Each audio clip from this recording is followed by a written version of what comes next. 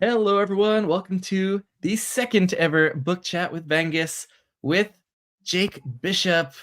That's right. Welcome, I Jake. am unfortunately the second guest. He couldn't get me first. My fees were too high, but he decided to fork it out, and so I'm here for the second episode. Yeah, I had to go with someone a bit cheaper in the first episode, but it's all good. I scrounged together some money. We put it together. We got Jake on.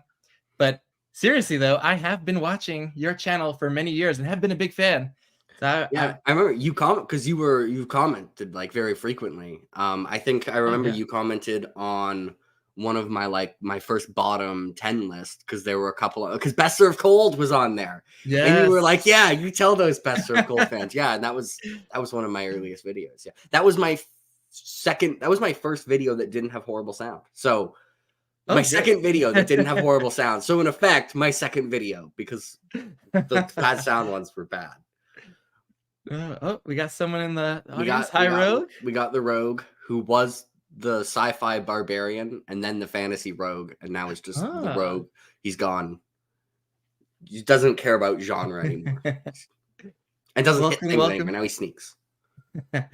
And man, when in your earlier years of BookTube, you were always just a little bit ahead of me in what I was reading. You had come to adult fantasy earlier than I did. You were wiser. You never gave it up, I think, for long stretches of your teenagehood and young adulthood like I did.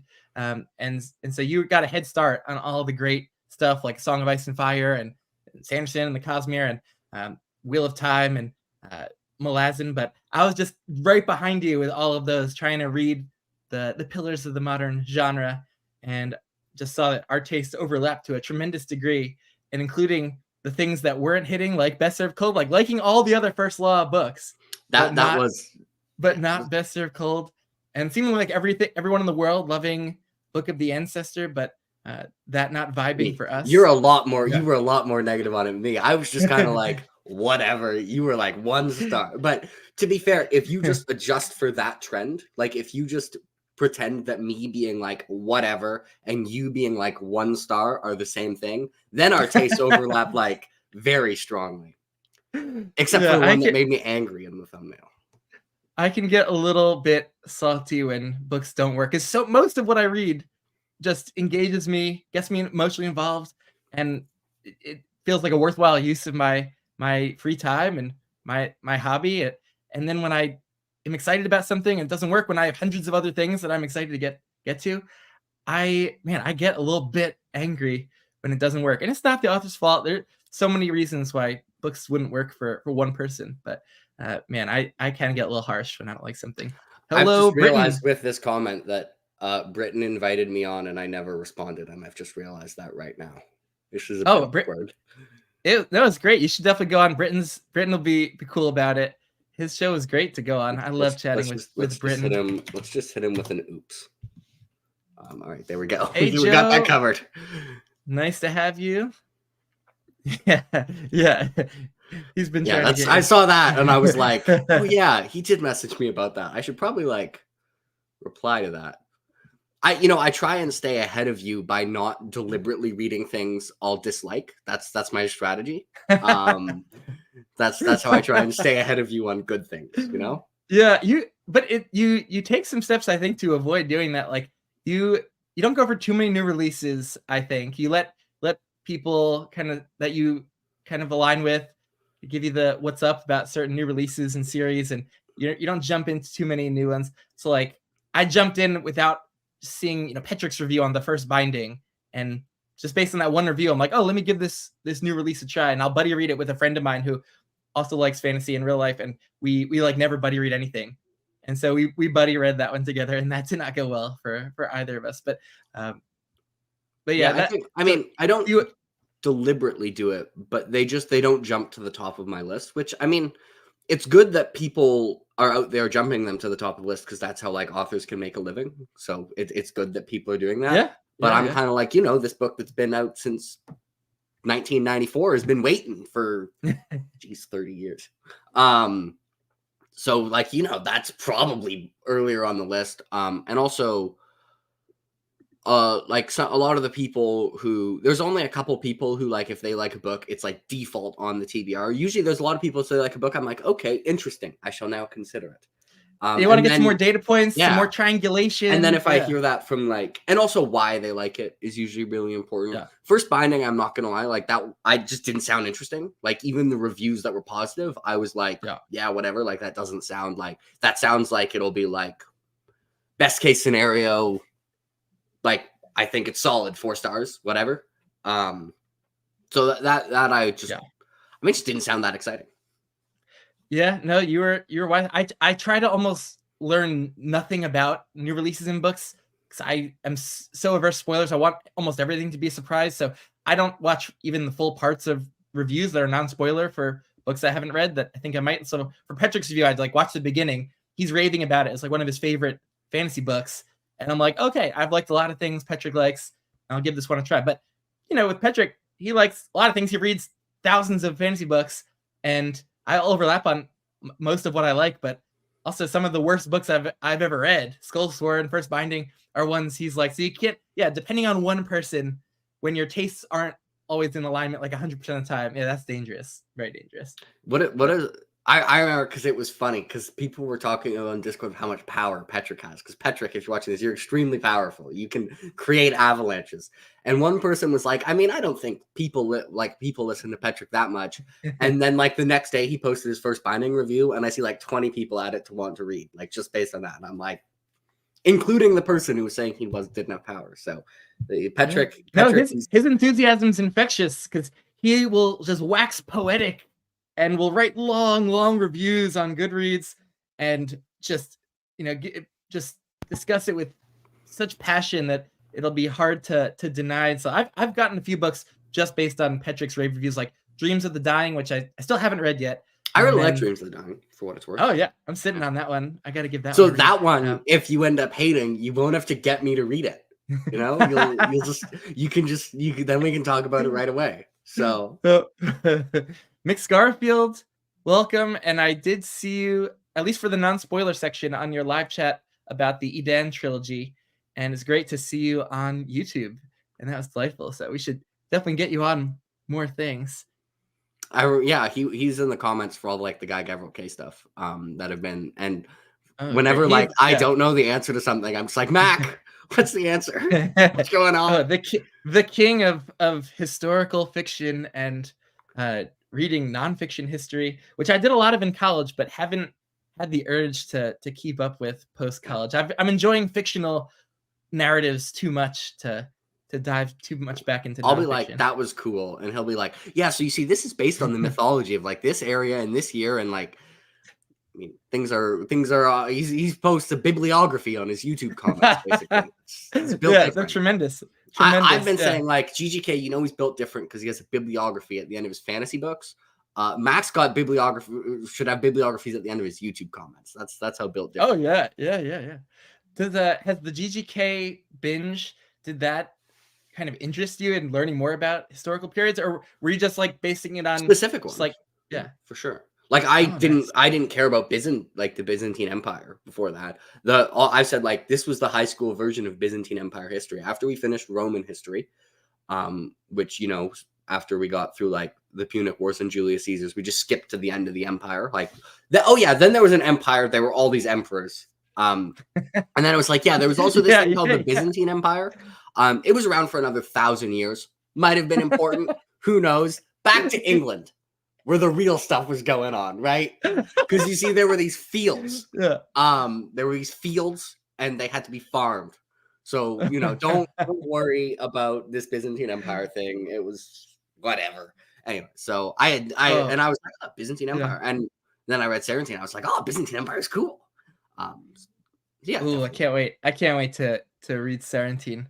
Man, I've been sitting on those GGK books for so long, and it's so interesting. I'm convinced that I'm gonna love GGK, and he's gonna become a new favorite author. But I've just always had a little bit of like kind of inertia to start that whole ball rolling. Well, I mean, you've been very. He's always been like the next thing on my TBR that I'm kind of deciding between. But then when you get all these different series going, it's so easy to just like pick back up with series that are ongoing instead of starting something new. Well, I mean, you And were very yeah. busy reading the first Binding and Skullsworn and the trilogy that preceded Skullsworn and White Sand, so you just didn't have time to fit in any Gygax Ruocchio. So, But um, yeah. But although, well, you know, you were in on that read along with the Emperor's Blades. But like I bought that trilogy like in advance, so I had all 3 books. I know sunk cost fallacy, but I was curious to see like would it go someplace interesting, and it didn't really, that trilogy, and so that ended up being a waste.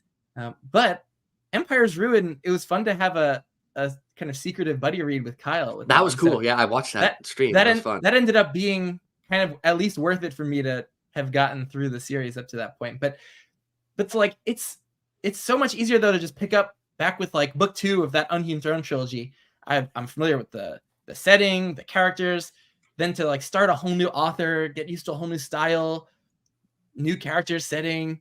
So I definitely have to psych myself up a little bit to just break into the new author, because I read so many things this year, but there were with authors I was already familiar with, and like a vast majority of my books I think were with authors I'd already read before. Like a lot of Tchaikovsky, Sanderson, Cornwell, Gurm. I read Game of Thrones the end of last year and just continued to read that. That took up a lot of my time this year, reading through Song of Ice and Fire. And Hobb, I'd already read Hobb before. It's like most of my year was familiar authors, and it's so nice for me to be able to just turn to long running series or authors I know. But I have so many. I noted down a few that you've gotten ahead of me on that I think I'll really like, or at least need to try. Yes, Ken Liu, the Dandelion Dynasty is at the top of the list, but it's kind of intimidating. It's like 4 big books, and it's like I know I'm gonna love this, but I have all this other stuff going. Yeah, like they're big. I will say, like, the first 2 especially read surprisingly fast. Like, Wall of Storms is straight up page turning. Like, it one more chaptered me over and over again. Oh yeah. It's like it's one of the best paced tomes I've read. Like, in terms of tier of like super long books and how well paced they are, I think it's in like the Demon in White, Words of Radiance, Storm of Swords tier for how well paced it is. Yeah. So, and then Grace of Kings also got me, not quite to the same degree. And then see, knowing that one's like an omniscient history style, like that feels like it's a little bit more unapproachable than usual for a book. I mean, it is a little bit. It makes it harder to recommend the series, which is a bit unfortunate. Like, I get why I did that, but as I talk about in the review, it's like books 3 and 4 are like very different kind of from book 2, which is very different from book 1. So like when I'm recommending Dandelion to someone, it has to be someone who I think will plausibly like all 3 different kind of styles. Yeah. So you can only kind of recommend Dandelion to people who like have pretty somewhat wider taste. That being said, I think they're all really good, so that helps. Like, it's people who like a wide variety of things that are really good. I'm like, yeah, Dandelion Dynasty, let's go. Also, Grace of Kings reads fast. That's good. Yeah, it does. I read Grace of Kings really fast as well. Hello, hey Dan. Welcome. And Rogue says Kyle's Skullsworn rant is a work of art. He missed the better Skullsworn rant, which was the Discord one, because the Discord one was Kyle, when Ben was complaining about it, was like, surely it can't be that bad. And so read it without telling anyone his opinions. And he got to the end and he had this long thing of like quotes from Petrick's review as well as quotes from Ben's review. And then he was like, who only one of these people can be right and be the determiner of like of our age. But maybe there's a truth in the middle. Maybe that, like, you know, maybe not everything has to be amazing or terrible. Maybe some things are just okay. And I'm like reading it like, okay, yeah, he's going to say it was fine. This is what he was expecting. And then after all that preload, he's just like, Skullsworn is awful. Brian Staveley's not a good author. This is legitimately one of the worst books I've ever read. And it was hilarious. Yeah. Well, Britton, if you're feeling the FOMO on the game, yeah, you could catch this on replay. But I'm a Giants fan, so that Cowboy Bills game doesn't have much appeal. We're competing with NFL football here on Sunday evening, afternoon. But oh yeah, Dan's saying he has to jump into Grace of Kings, start out on audio. Not a good book for audio. I could see that. Especially with a book 1. Like I listen to a lot of audio. I'm always listening to fantasy audiobooks, sci-fi, historical fiction, and I often have trouble starting a new series on audio. I like to be able to see the names of places, the spellings in the print book, maybe start it a lot in print or do immersive reading before I really just get it going on audio. So yeah, that it could be tough with the new book one. But once I'm in a groove in a series and I'm used to the narrator for it, the writing style, the setting, the jargon, terminology, it can then be very smooth. But yeah, that one I can see that one being tough. But I'm someone who really enjoyed listening to Malazan on audio, and a lot of people say they have trouble with that. I just process auditorily really really well.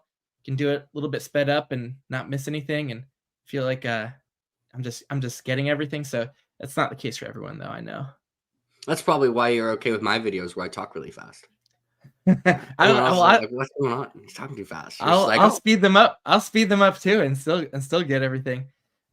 I rarely listen on to YouTube at one time speed. It's usually two times. But for you, maybe sometimes I'll slow it down to 1.5 or 1.75. coward, go 2 times speed. I mean, wait, But I want, watch yeah. time. I'll talk Yeah, faster, and then, but wait, that makes the video shorter. Whatever. Oh, Dan is doing immersive reading with Howling Dark. Howling Dark. Sun Eater is the series I really started doing immersive reading with, because it just works so well with Ruocchio's narration. Jake, have you ever tried immersive reading at all? I have immersive read 1 chapter. I'll have you know, I have immersive read chapter 48 of Changes. Pretty good choice, I reckon. Because I was doing Changes on audio as a test for like a reread. And that was the test where during that entire audio thing, I was like, this guy's a really good narrator. I enjoyed the book more when I read it. Because I know how much I like Changes. So like scale of enjoyment, it was like a fixed point. Like my enjoyment of Changes is not changing at this point. But then for the last chapter or the second last chapter, I was like, nah, I want to read this. And then I was like, I might as well try immersive reading it. And yeah, that was pretty hype. Immersive reading Changes was really hype. Yeah.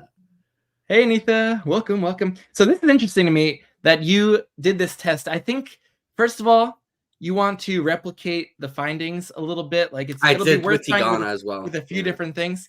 But even with things that you haven't read before, it might be worth trying out some strategic audios here and there. So, but I want to pick your brain on this. Oh, I've been doing audio a little more because I no longer work in a retail store. I work at a job where like I'm at a desk, and often I'm doing tasks where I can have things playing in the background. So I have an Audible subscription again. I've done I did the Aeronauts Windlass on audio for reread. Ewan Morton's a really good narrator, by the way. Oh yeah. He also does a song for Our Bone and Lines of Our Song.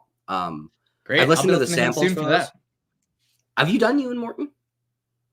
Yes, for a ridiculous YA fantasy book by Rainbow Rowell called Carry On, which is a fan fiction kind of within her own world that's based on Harry Potter. So it was a ridiculous book, and Morton was great for it. And so I'm going to be doing Song for Our Bone in February. So I'll be listening to him then. Fantastic. I really like it. Like I've done, and then I also did Lord of Chaos. I did that on audio. And currently I've done a little bit of The Forgetting Moon. Because I haven't got to Lonesome Crown because I'm like, I feel like I forgot everything that happened. Yeah. So I want to reread it, but they're big books. And so I'm like, let's try audio. It's not working on audio as well as like Aeronauts Windlass worked really well in audio. I think that might be the one that's had the smallest drop in enjoyment. Lord of Chaos. And then also in the past, I tried doing Tigana on audio. And what happened was I was like, yeah, I like this less. And then as an experiment, I read the last couple chapters physically. And I was like, no, this is amazing. Like, so I was like, okay, you've been only doing audios for things as rereads though. Correct. So you'd have to test out. I want you to test it out. With new I did reads. Wizard's First Rule. Does that count?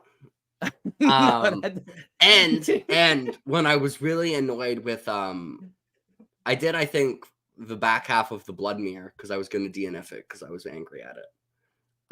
Which maybe made me hate it even worse. Did you ever finish that series? Yeah. Oh yeah. Oh, brutal. I hate the Bloodmere way more than I hate the Burning White.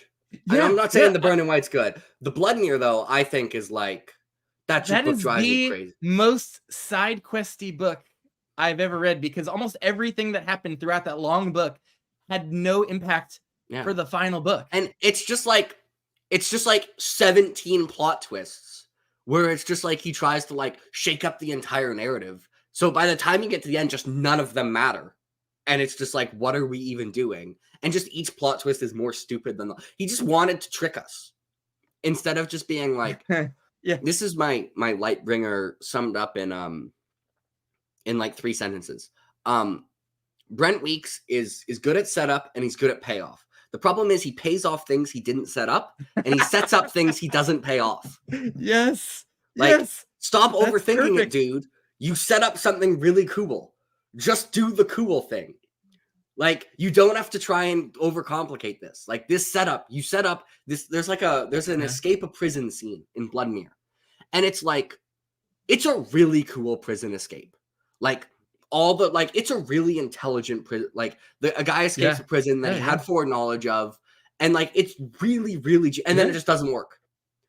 And it's like, you could have just had him escape from, and then later, obviously, the character isn't in prison for the entire, like, he escapes it. But like, you could have just had him escape the prison, and it would have been really cool. Like, just pay off what you set up. Yeah. No, there are about 100 of those in the series. Yeah, I really loved Lightbringer Black Prism book 1.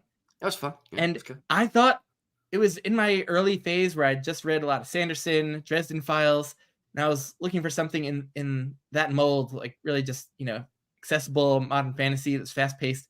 And I thought I found it with the Black Prism. I'm like, oh, this is the next big series I'm going to get invested in. And every book, I found myself just getting less and less invested. And by the time book 4 came around, I'm like, wow, this went off the rails and it's horrible. And then book 5 was just one of the worst reading experiences of my life because I was already out at that point. I was just going through the motions.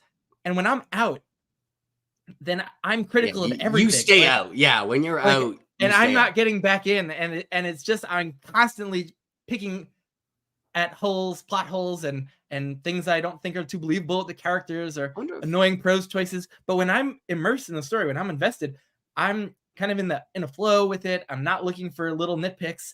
I'm just along for the ride. And yeah, so that was a whole book where I was already kind of out and he did nothing to grab me back in. So that was misery. I wonder if one of the advantages for you of Malazan changing up where the story is for like every book is because it seems like you don't have a problem with Malazan of getting back in for the book after. Like there's there's instances of you getting out and then getting, but for like Lightbringer, once you're out, it's just a direct continuation. Does it like? Yeah, exactly. Do you think it's that it jumps around that much?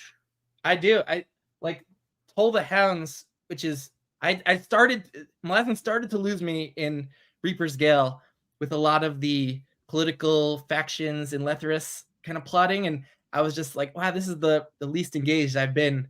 And I was starting to just get pulled out of my immersion and flow with it. And then like the back half of Reaper's Gale was incredible though.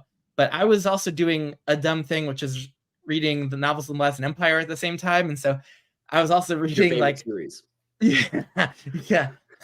and like that was a mistake because I was also reading other stuff that I wasn't loving around this time, like Return of the Crimson Guard and Stonewielder was a little better, but not loving.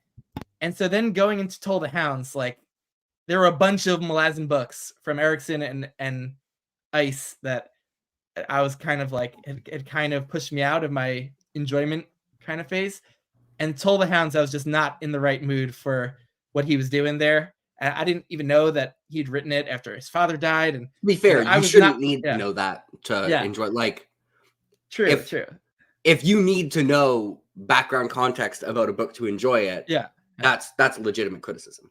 But I was just not in the mood for that. The more meditative, philosophical. Malazan for anyone here, by the way, Toll the Hounds is my favorite Malazan book. I am not a Toll the Hounds hater, but just wanted to say that. Yeah. And the ending was great and awesome and cool, but like I was already out on the book, so it didn't do much for me though. But the change in setting, in kind of overall plot and character focuses in Dust of Dreams, like he pulled me right back, and I loved Dust of Dreams. Like that was such a strong Malazan book for me, which weirdly didn't really continue on into Crippled God. the ending of the whole series kind of Yeah, that's wild. was like ended on I a like how big we're just whimper. we're like, yeah, we're pretty similar, and then we're just the opposite for those 3 books because I love Toll the Hounds. Yeah, Like Toll yeah. the Hounds, like I was like constantly just being like, this is so good as I read it. Like I just read a page, and it was just like I was just we're discussing the last couple of Malazan books written, and then Dust of Dreams started super strong. Like Dust of Dreams, I was like, we ball. What a start! Yeah. And then it lost me. Dust of Dreams. I was. I could see that. I can see that. I There's a didn't lot of even, you know, like traveling on boats where not peop- much is happening. A lot of and discussions. usually when I The get lost on a snake. book, I can get back in. But like Dust of Dreams, like the last chapter, I didn't believe him for any of the stakes. I was just like, yeah, whatever. You're taking action figures and you're jamming them together, explosions. I don't believe you that this happened. I don't believe your emotional stakes. Yeah. Prove it to me next book. And I was kind of annoyed because then like some of them are just he was lying. I was like, all right, yeah, I don't believe you, No, Eric. But then I love the Crippled God. Yeah. Then Yeah. I read See, like that's where to me, especially with the big like battle near the wall of light thing, like Lightfall. that to me felt like action figures like being smushed together where I didn't really understand the stakes. Yeah.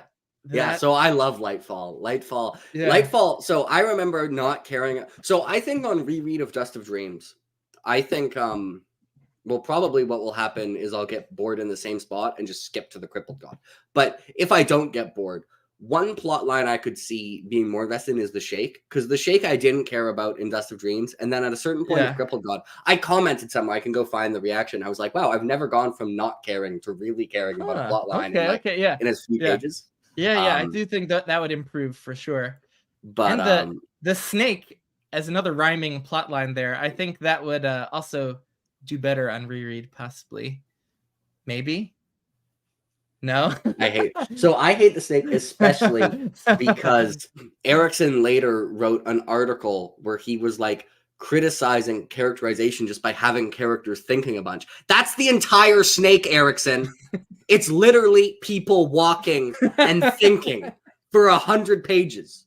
Like you criticized yourself in your article, okay? Yeah. In your essay. You did this worse than any author I've ever. No, I'm angry at the snake. I found those thoughts that the children were having, I found them touching and you know what? I'll poignant. Give it the payoff in the Crippled God was awesome. That 2 pages of catharsis was cool, and I don't care. It wasn't worth it. The snake sucks, and everyone sucks, and I hate it. All right, we're moving. That was one of my favorite moments from Crippled God for sure. Oh, Anitha had a question earlier. Sorry we didn't get to it. If you're still here, Anitha, I am actually in Dungeon Crawler Carl Book 2, which I forget the name of, Carl's Doomsday Scenario. So just enjoyed Dungeon Crawler Carl Book 1 and just like, oh yeah, that was pretty short. I want more of this, so I'm going for the next one. Unfortunately, my brain is washed up. If you go watch my 2023 reading plans, like they're embarrassing because of how badly I failed them. So I don't know what I'm reading in 2020. I want to read Vorkosigan by Louis McMaster Bujold, for sure. And other things that I'm not sure what. I picked up most of those at used bookstores over the years, and I want to give her a go. But I can say the same thing for about 100 other authors that I'm sitting on that I haven't read. Like it's brutal that I have to choose between. Like I like the idea of like the winter break time around Christmas and New Year's. Well, I'll be working a lot less, and I feel like I'll have time to dig into a series and do a great binge. But there's so many things I want to do that for. Like I've been waiting to do Long Price Quartet, like Canius for years, and Dandelion Dynasty, the next Rhaenyra series for me. I've only done Revelations, and Michael J. Sullivan he reached out on Goodreads and sent me the whole hardback set of the Legends books. And I feel like I want to honor that gift and read that, even though I strongly feel like I'd like a lot of those other series more. But didn't you have a Michael J. Sullivan rant at one point for one of the books? Oh, I vaguely recall this. Man, so he did Royce and Hadrian prequel novels in the Rhaenyra Chronicles books. Yeah, I remember. And there's been 4 of those so far. There's going to be a couple more probably. And yeah, I really liked Revelations. And I like those characters, but I think those prequel books are are so below his usual standard, and a couple of them were so boring. The last one that I read just kind of killed my enthusiasm for the whole series, and like I haven't read anything more beyond that. Yeah, Death of Dulgoth. It's like Oh yeah, I remember that. fantasy mystery kind of book without an intriguing mystery at the heart of it. It was like so obvious who the one bad guy was in this castle, who was like, and he ends up being the bad guy. And yeah, it was just not a good mystery book, not a good fantasy book. It was not doing anything for the characters as far as characterization of their like past relationship or growth. It was just this little stop that the two of them had solving this mystery at a castle. Oh man, I hated it so much. And but I want to go back to his other series, because a lot of people do like the Legends, the First Empire series, and the middle series that he's just finished releasing. So I want to get to those. So like I have plans to read all of that. I also have to continue Robin Hobb. I gotta read the rest of the Ringwild Chronicles and what's it called, Fitz and the Fool trilogy. Yeah.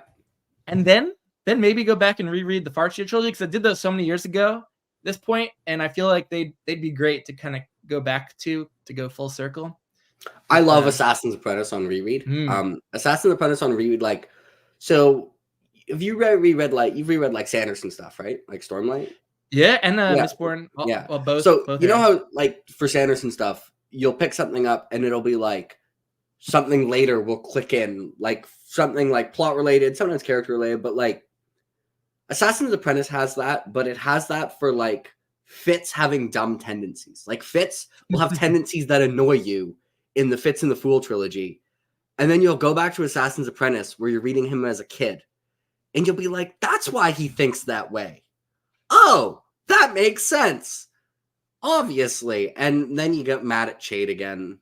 But that's normal.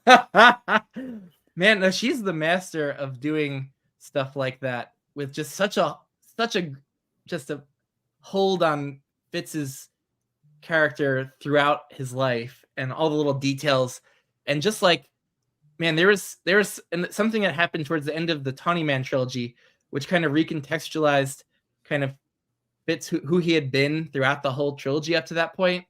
And he kind of changes toward the end of that trilogy in a really interesting way. And it was like, wow, like the reason I was kind of frustrated with him, and it was all there kind of on purpose, and part of everything that's been going on with him. She has one of those in Soldier's Son as well, which by the way, if you want to, you know, where you go and you read something and then you hate it and then you try and get me to read it, that's one you could hate, because Shaman's Crossing is just objectively a complete mess in terms of pacing.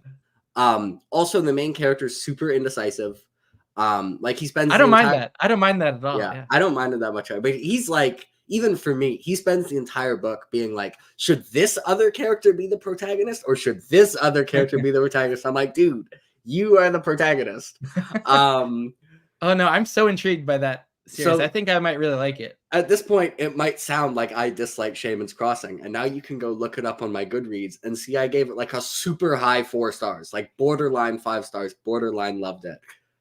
And it's just, I just think the character relationships are so good. But like, of all the fantasy books that people say are too long and should have been shorter, Shaman's Crossing the most should have been shorter. Oh wow. Yeah. Like it's like 700 pages or something. It's long. And like really 450 of those are just not very useful for the book or trilogy.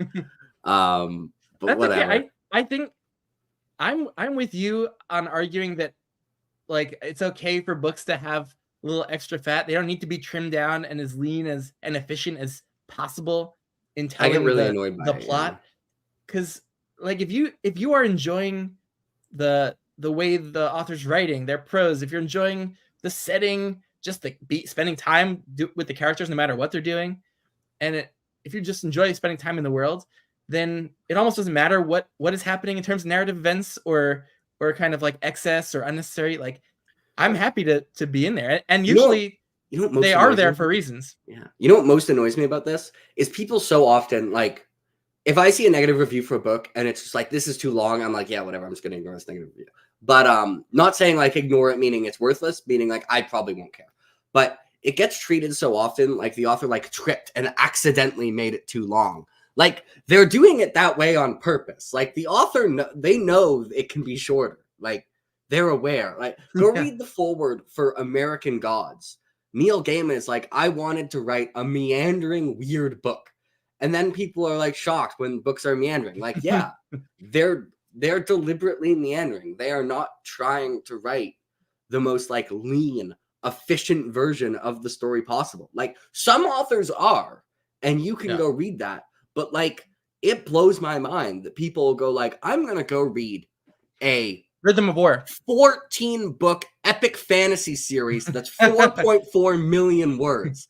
And I'm gonna be like, this has some fat that could be trimmed. The author must have messed up and did that by accident. Like, no, they thought this 14 book, 4.4 million words was the most efficient way to tell the story possible. Like, yeah, obviously it meanders. Like, it's clearly, and obviously a lot of people, and it's fine if you don't like that about it, but I get so annoyed when people act like the reason long books are long is that all these authors are trying to write a super tight 400-page novel and like accidentally wrote a 900-page tome. Yeah, it's what I saw with Rhythm of War constantly. It's like almost everyone talked about who had negative kind of experience with that. It's like he went on and on about the magic and giving the science lessons and the flashbacks. First of all, those are by far the fewest like flashback pages we got in any Stormlight book. Like he really reduced that. Oh man, like the flashbacks are the weakest flashbacks. Yeah. For sure. But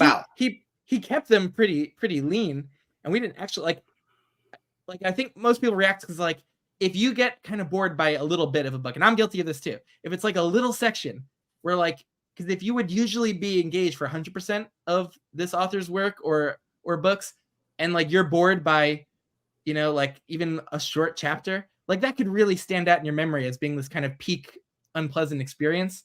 So I kind of get it, but certainly with things like around the magic stuff, like that was to me was so essential to the book that it wouldn't be the same kind of series if he's leaving that stuff out. Also, it's almost always for like it's people, they go to a book and they're like, oh, there's this like let's say 1,000-page book that I don't like that much. It could have been turned into a 400-page book that I don't like that much. And that way which would be an improvement for me. Yeah. I would have spent less time reading this book that I don't like. But it also would have turned this 900-page book that a bunch of people love with all their heart into a 400-page book that they thought was pretty good. So it's like, who cares? Like if you're an author and I'm like, wait, so I can make this person who doesn't like it anyways still not like it, but spend less time on it. And the cost is that the people who love it will love it less. Like, no, who cares? Like, if you don't like the books, don't read them. That's fine. You gave it the chance. I appreciate it. Go read other people's stuff. They're for you. And I'm not going to change them for the people who love them. Like, what? You lived this with Best Served Cold. You did DNF, even kind of like but I don't through that book, and there are a lot of people that love that.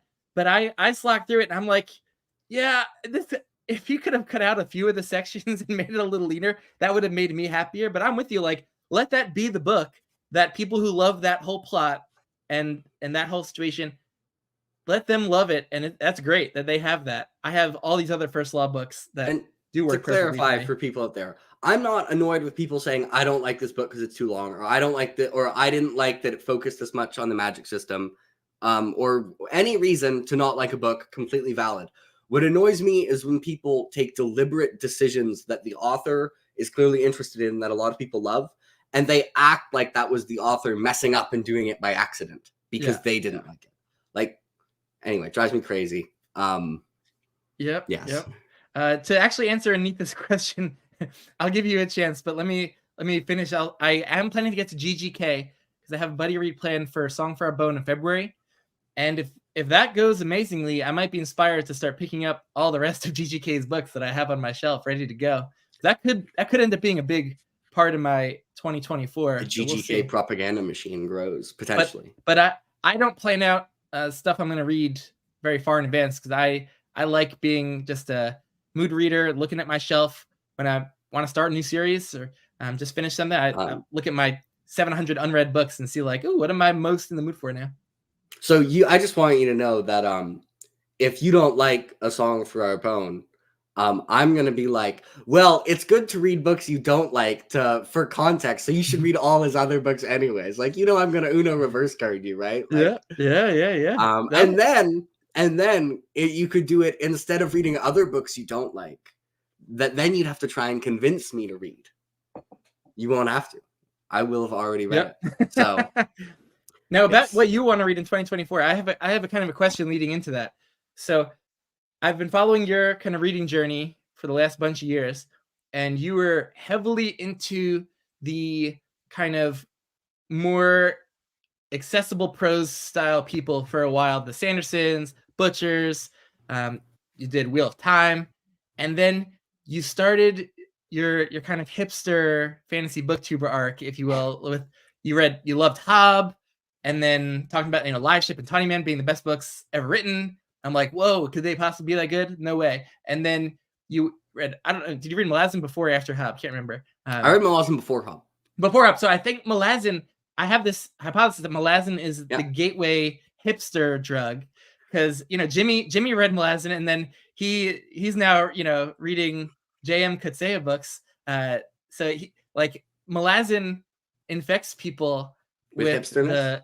With hipsterness, the prose bug or something like that.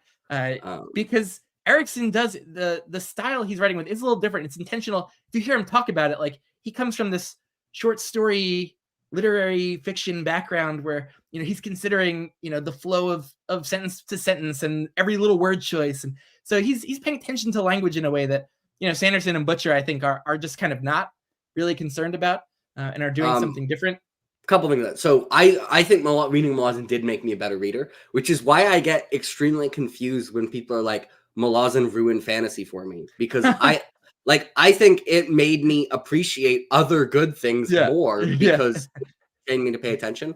I do think probably Sanderson and Butcher are very much paying attention to the language they use, but just with very different goals. I think it's probably very hard to write a book and not pay attention to what words you use. To pick the next one. My general rule of thought for word choice is that the author definitely put more thought into it than you did, most of the time. A lot of time, this is funny, when I talk to the authors, it happens with Ruocchio. People will be like, but was Ruocchio thinking of this? And I will have heard him talk about it. And I'm like, yes, I promise Ruocchio thought of this. He put a lot more time into this than you did. He thought of it. So it's the goals thing. It's the goals thing that I really, I guess, want to get at then. Yeah. So Erikson's goals with his prose are different than Sanderson. I think you started to, I feel, appreciate those authors who wanted to sound more elegant. So Hobb, you hit Hobb probably at the right time. And then Erikson is almost deliberately trying to obscure things, while Sanderson and Butcher are almost always trying to clarify. Sanderson and Butcher are almost always trying to make things more clear. Erikson, I think, is not always trying to make things more clear. He's saying sometimes it's better for things to be less clear. Sometimes it's better for things to be more clear. And he's trying to use that as a tool in a way that a lot of people don't. And Hobb doesn't really do that as Hobb's much. I feel like Hobb's just elegant in the way she puts together sentences. Hobb, I think, is not a challenging from a difficulty standpoint. I don't think they're difficult at all. I think they're probably, because of less characters. If someone was like, what's the more challenging read in terms of reading level wise, Realm of the Elderlings or the Stormlight Archive, probably Stormlight, just because of the world building curve and the amount of characters. But to get at my hypothesis here, you were doing Malazan, then Realm of the Elderlings, got into GGK and read all of his stuff, and then branched out Sun Eater with Ruocchio. You did Gene Wolfe Book of the New Sun, right? I did. Dandelion Dynasty by Ken Liu, a lot of things in recent years that became huge favorites for you, and that are just authors just at the top of their game with elegant prose and lots of great deep character work and epic scale plotting and great setting work. So authors who are just crushing it essentially. And I feel like that possibly sent you into a little bit of maybe a reading slump, or at least a situation where you're not finding authors or other series or books that are measuring up, and so that's my hypothesis, that where you could kind of hit less of a I reading think it's golden made age it. recently. I think it's made it easier to find books because, like, you described it as a hipster phase, but like I still really enjoy a lot of like more straightforward things. Like The Rage of Dragons kicks ass. On reread, I still love the Dresden Files just as much. I think Greenbone Saga would be advantage of like something like that's more straightforward. Love Greenbone Saga. What else have we got? I have to look at my Goodreads. But it just also means that now I'll enjoy Pure and SE and Guy Gavriel K. So I think it's given me more options. Hey, Jay. And Jay also added and Lord of the Rings reread as well. But it definitely did reflect a change in my taste. But I would describe it as a broadening. Like, I don't think I like straightforward things less. I think I just now, like, I think if I'd read Realm of the Elderlings 2 years earlier, I just wouldn't have enjoyed it as much. But I think if I read the Dresden Files now, I would still be like, this is to start off, I'd be like, this is fine. And then I'd be like, this is incredible.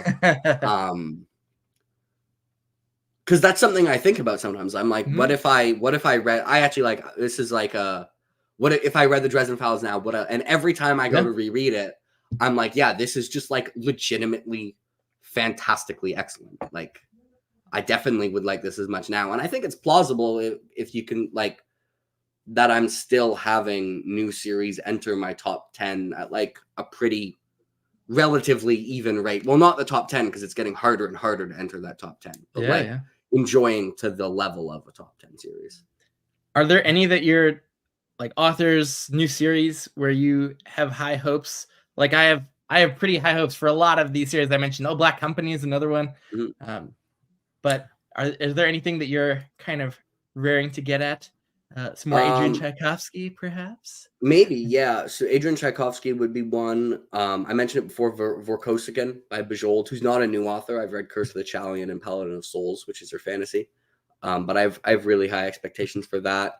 I'm not sure what I'm going to think of The Darkness That Comes Before, but I got to get to it at some point. It's going to be interesting. That's one of those important fantasy hipster series. Yeah. Like, I think there's two aspects of books that have very little to do with if objective quality exists, which I'm not convinced it does. But if it did, I think you'd be hard pressed to say that either of these things are a part of objective quality, and yet both have a huge effect on our enjoyment of books. And it's whether you can picture the things the way the author describes them, like just like when you read it, can you picture it? Like, do you see it in your mind? Which, considering like two people can read two different books and one person can be like, I can see everything in that and can't see that at all. And the other person can do like the exact opposite. So it's hard to say like that one is objectively better at that because it directly connects to like the person reading it. And the other is how much do you agree with the author's view of humanity? So like, which I think doesn't, like, people think of it as like, oh yeah, I can really enjoy authors who I don't use humanity. Like, when there's like theme stuff, I can just acknowledge that I don't agree with it, but it's well done. But it also bleeds into the character work so much. Like, it bleeds into character moments being believable to you. Did you feel that during Wizard's First Rule? Maybe. I mean, Wizard's First Rule, though, my biggest issue is just it not being good. Like, the dialogue's just really, really aggressively bad. And so like believability, so like suspension of your disbelief, being able to be immersed in the world, the narrative, not getting out of yourself. I think descriptively it's fine. Like, I have a view of the world in my head. I think that's probably one of the reasons Terry Goodkind is successful, is that people could see the world as they were reading it. Not that his prose is like flowery, but it's just like, it's competent, it's clear. That's probably one of the reasons he was successful. And maybe some people reading a worldview that they agree with, making their characters feel believable. So I think that's actually probably two things that contribute to his success, despite like, he ruined the word friend for me. That's how bad the dialogue is. Because like, people for the first like 200 pages of the book, every time would just, instead of actually building relationships, people would just refer to them and be like, you're my friend. This is my friend, this person. My other friend. There's literally a scene where they're going to meet a new people, and I'm forgetting people's names, so I'm just going to use letters in place of names. And they go, oh, who are you? And he goes, I'm Richard, and this is my friend A, and this is my friend B, and this is my friend C. And they go, okay, but like, who are these people? He's like, they're my friends. And I'm just like, dude, like, stop. This is horrible. Oh my. Oh my. So yeah, like, and I was reading this on audio. I was doing the audio for Wizard's First Rule to Not Go Insane, which maybe made its badness stand out more to me. And I was doing this at one point. One of the books I read while doing audio of this was Assassin's Apprentice, where the dialogue is like very, very, very believable. Like, it's basically never jarring from feeling wrong. That's what I'd say about Hobb dialogue. It's not always like the most snappy. Like, it's not snappy like Abercrombie. But it's just like, it's never immersion breaking. So is immersion then, is that really important to you? Yes, so like, we are on the immersion train. Yes, I'm with you. I essentially want to dissociate from myself, my identity, my usual analytical thoughts. I want to get immersed in that story and just be there in the POV characters, being able to visualize everything that they're seeing, they're experiencing, feeling the emotions as if like I'm feeling them as the character is. And so I want to be immersed. I know a lot of people, they don't read that way or want to read that way. Like, I hear how AP Canavan, approaches his reading, and it's just so different. Like, he's reading more analytically, and it's like, that's just so different than what I'm reading for, I think. But I want to just be there and experiencing the events as the characters are.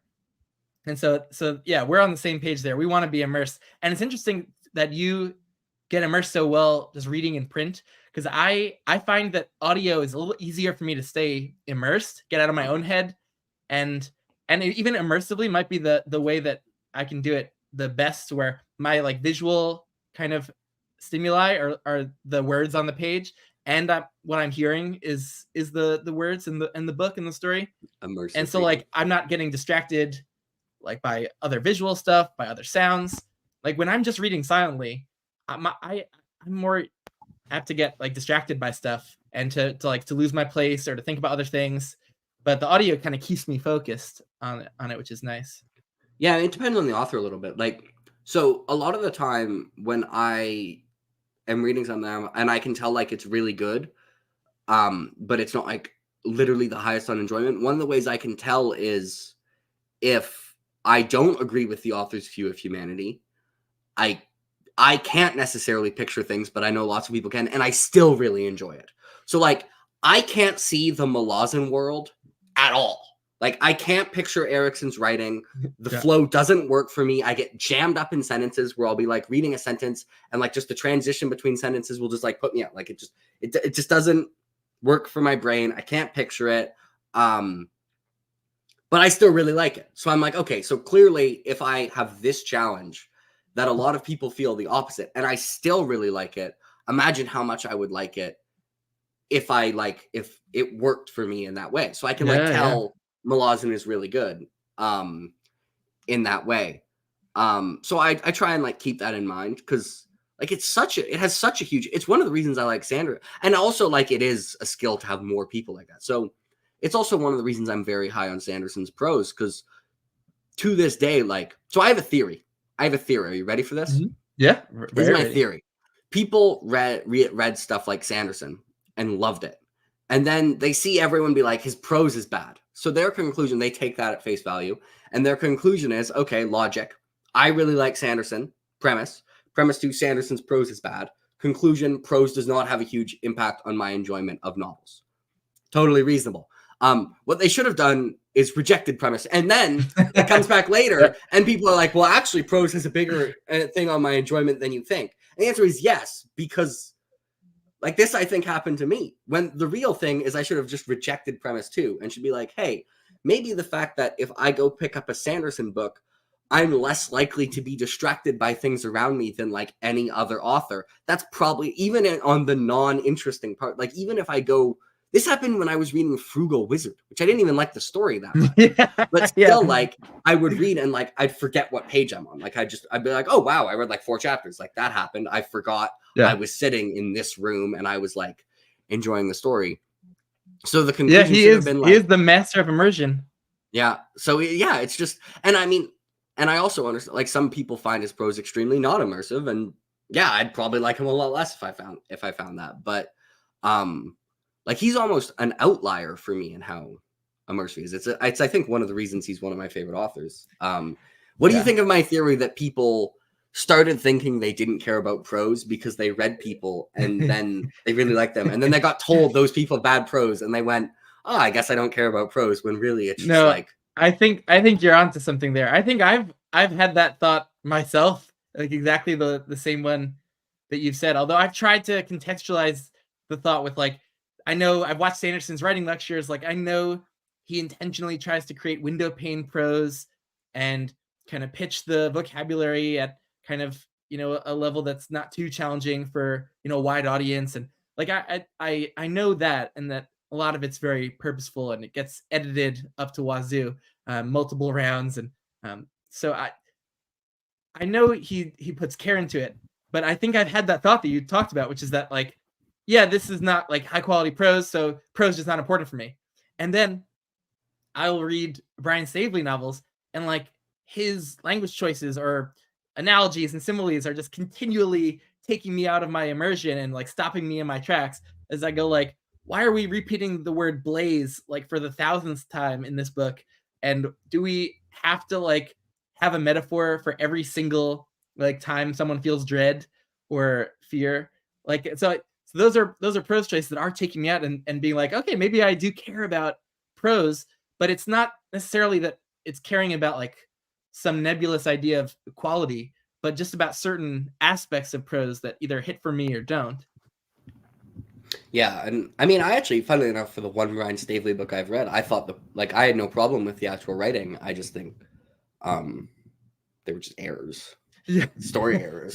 The Just didn't plot make holes. sense. Yeah. The worst plot hole of that series is the actual giant plot hole in book 3, where a giant massive section of a wall that's a fortress wall where there's the siege happening, it gets blown open by this huge explosion, and so the enemy forces are going to be able to come in, but some people kind of hold the breach and kind of fight back the hordes, but overnight this little tiny force in the fortress was somehow able to plug this massive giant like hole in the stone fortress wall with a few logs, and that this then the siege just continued. They're logs. Past, It's fine. There's no way they blocked up this giant. It wasn't like a small hole in the wall. It's this massive stretch of the wall, like 30 meters wide or something. There's just no way that a few people were able to go cut down a forest worth of trees overnight inside the fortress. So, like, and for Emperor's Blades, like, it wasn't even that there was like this one jarring one, is that there was something that didn't make sense like almost every chapter. Like, basically every chapter, I'd be like, that's just kind of feels like it doesn't make sense. And it's just added up. It reminded me of watching a low budget TV show where like you just kind of have to ignore it, that there's probably going to be a plot hole that doesn't make sense like every chapter. But usually you don't see that in books because, I mean, for whatever reason, books just tend to be better at that. But whatever. I would like to discuss a theory I have about immersion or about our perception of quality. I often think that my perception of whether a book is good or not, whether it's working, is kind of just an either or kind of scenario. It's binary. Like that if it's working, I'm immersed, then I view every aspect of the writing as great or quality. Whereas if I'm not vibing with the book for whatever reason, I'm not immersed in it, then I will find things wrong with the plotting, the character work not being believable, the prose choices, the setting being cardboard. I've done this, I think, for some of the books I've rated really, really low. And I wonder sometimes if I'm being too harsh in those books, and that it's more that like all of these different factors of the prose, the character work, the setting, the plotting, that it all kind of contributes in some kind of mysterious kind of way to our experience of the book on the whole in any given moment. And if it's all kind of working, like all the factors in a movie, like the music and the acting and the writing and the cinematography, like it's more obvious in film that there are all these factors that are contributing to this mix that's either working or not. And I think it's hard to pick apart like which ones are actually not holding up. It could be all of them, it could be some of them, but I think in retrospect, it could, like, people try to rate, like, often like the character work, they kind of separate it all out in their reviews or ratings, and I think to some extent that's kind of a fool's errand, because it all is so intertwined that to pick it apart as like this is weaker, this is stronger, they all affect each other. And so I find more that I try to just get the whole kind of feel of the book and the feeling it's giving me. And I think this leads to, sometimes like you hear a criticism of a book and it's kind of baffling to you. I think this leads to those where, like, let's say there's 2 books by an author. Actually, I'll do one that comes up quite a bit for me, like where I find the critique. Oh, my camera's being weird. One sec. I might have to unplug and replug it in later. Whatever. Where I get baffled, and I think this happens. So Tigana and the Lions of Erikson. A lot of people really like one and don't like the other. I've seen it go both ways. Whatever. The thing that gets me is it's usually like a lot of the reviews for the one they don't like, they won't just be like, I didn't like the story as much. They'll be like, and yeah, Kay's also, his writing was worse in this, and the dialogue was worse, and the word choice was worse. And I'm like, was it though? Like, really? Like, or you should, like, and it's, I think it's the same thing where it's just like the story part isn't working as well for them. So they weren't nitpicking the other because they were just like going through the story and not thinking about it. And then they started like, once you don't like something, our brain might be broken as reviewers. You start going like, how am I going to explain why I don't like this? Yeah. And then you start looking for things to not like. Yes. So then it's like, actually, the dialogue is worse in this one. And it's like, is it though? Because then the other person, of course, who likes the other one and dislikes the other one will say the exact opposite. And I'm like, or maybe the prose and dialogue was approximately equally good in both. It's just the mix of everything that led you to not liking the one and liking the other. So we skipped Heidi's question here, and I have my official answer on this. I have my official stance on fantasy curses. Are you ready? Yeah. I think they're funny. There you go. That's my stance. Funny as in you like stay amusing. Immersed and you stay immersed and you like them funny, or like in the tyranny of faith, which is germane to our just recent discussion. The modern day cursing in that always immediately took me out, and I'm like, wait, why are they using this word? We're in like a medieval setting here. Like, it always took me out, and that is one of my nitpicks with that book. But I don't think I noticed that in book 1, Justice of Kings. Yeah, I mean, I just don't. I like, have you ever seen like the Simpsons gif of Marge looking at the potato and going, I just think they're neat. That's me with fantasy curses. I just think they're neat. Now, granted, on average, real curses, or you work more effectively as curses because they're associated in my brain as curses. But I don't really get annoyed by fantasy curses. Oh no, I think. Well, Heidi's asking about the non-fantasy curses, right? So. Of modern day curses in okay. Yeah. He's so like, I think it doesn't bother me either way. Oh yeah, it tends to bother me because it takes me out of my immersion. So I love the made up fantasy curses that are something related to like the setting or the culture of that particular world building. So I love fantasy curses because they tend to just keep me immersed, and I prize that. I can tell I don't care because there's one series that you've read that started with mostly fantasy curses and just became more and more modern curses as the series went on, and it's Molossen Book of the Fallen. I don't know why it keeps coming up for this discussion, but if you were to graph percentage of curses that are curses in modern day life over time, it's just a steady trend up, and didn't care either way. Yeah, Nikki's saying I like Blood and Bloody Ashes. Oh yeah, I just think they're funny. I just think they're funny. Love Blood and Bloody Ashes.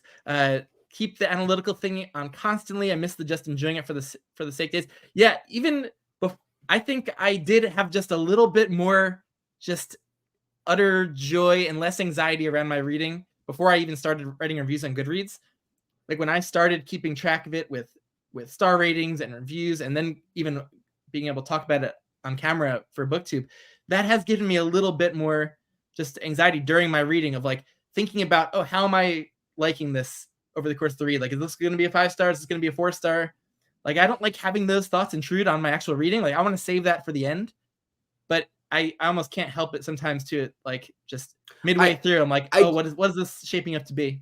I do like it the other way, where like I do think it happens where you start not liking a book, and then you're like, think of like, how am I going to explain why I don't like that book? And then you start looking for things to not like. But it happens the other way when you're really liking a book. I think it does help me actively like look for good things and makes me appreciate things more like that. So I mean, it's a double-edged sword.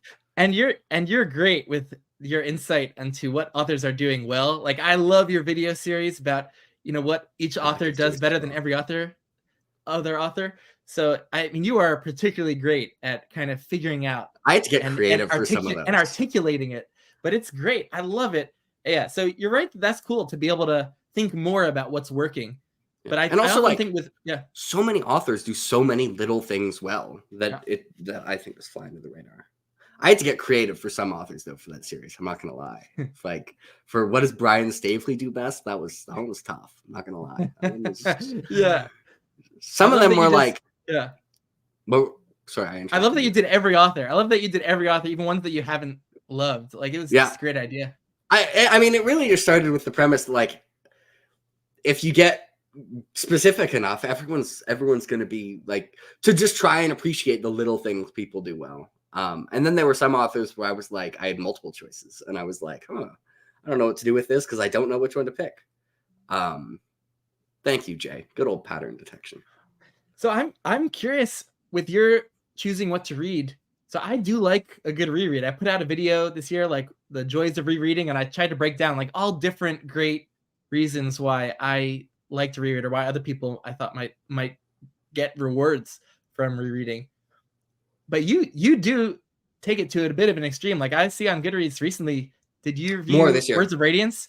And you said like reading for the 8th time or something like that. Was it? I've reread Words of Radiance 8 times. Or no, I've read it 8 times. That means I've reread it 7 times. And I know you've read Dresden a lot, and so like you do take it to an extreme that most people don't. And I'm curious about that because there's so many books and series that are out there that are probably on your radar that you haven't gotten to yet. Like, what's that calculus when it comes down to like choosing someone new versus a reread? Yeah, sure. So it started. You know how a lot of people have the section where they stop reading.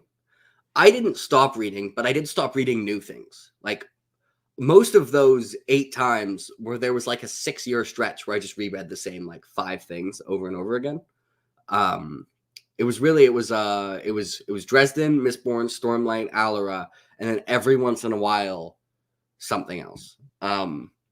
Okay, so calculus for rereading. Man, I just have the urge to reread. It's more that I have the constant urge to reread, and I have to resist that urge to read new things. Wow. And I've just been less successful at resisting it this year. I have too much FOMO about the things I haven't read yet. Like the thing is, I also have the urge to read new things, but calculus wise, like rereading, there's 2 benefits to rereading. One, I know I'll like it. So that's something. Like I would rather read an all-time favorite for the first time than reread an all-time favorite because then I have a new all-time favorite. But probably the thing I read I won't like as much as if I go reread the Sarantine Mosaic. And also, most of the things I really like I think are better on the second read. Yeah, usually that's true. Some things just keep getting better.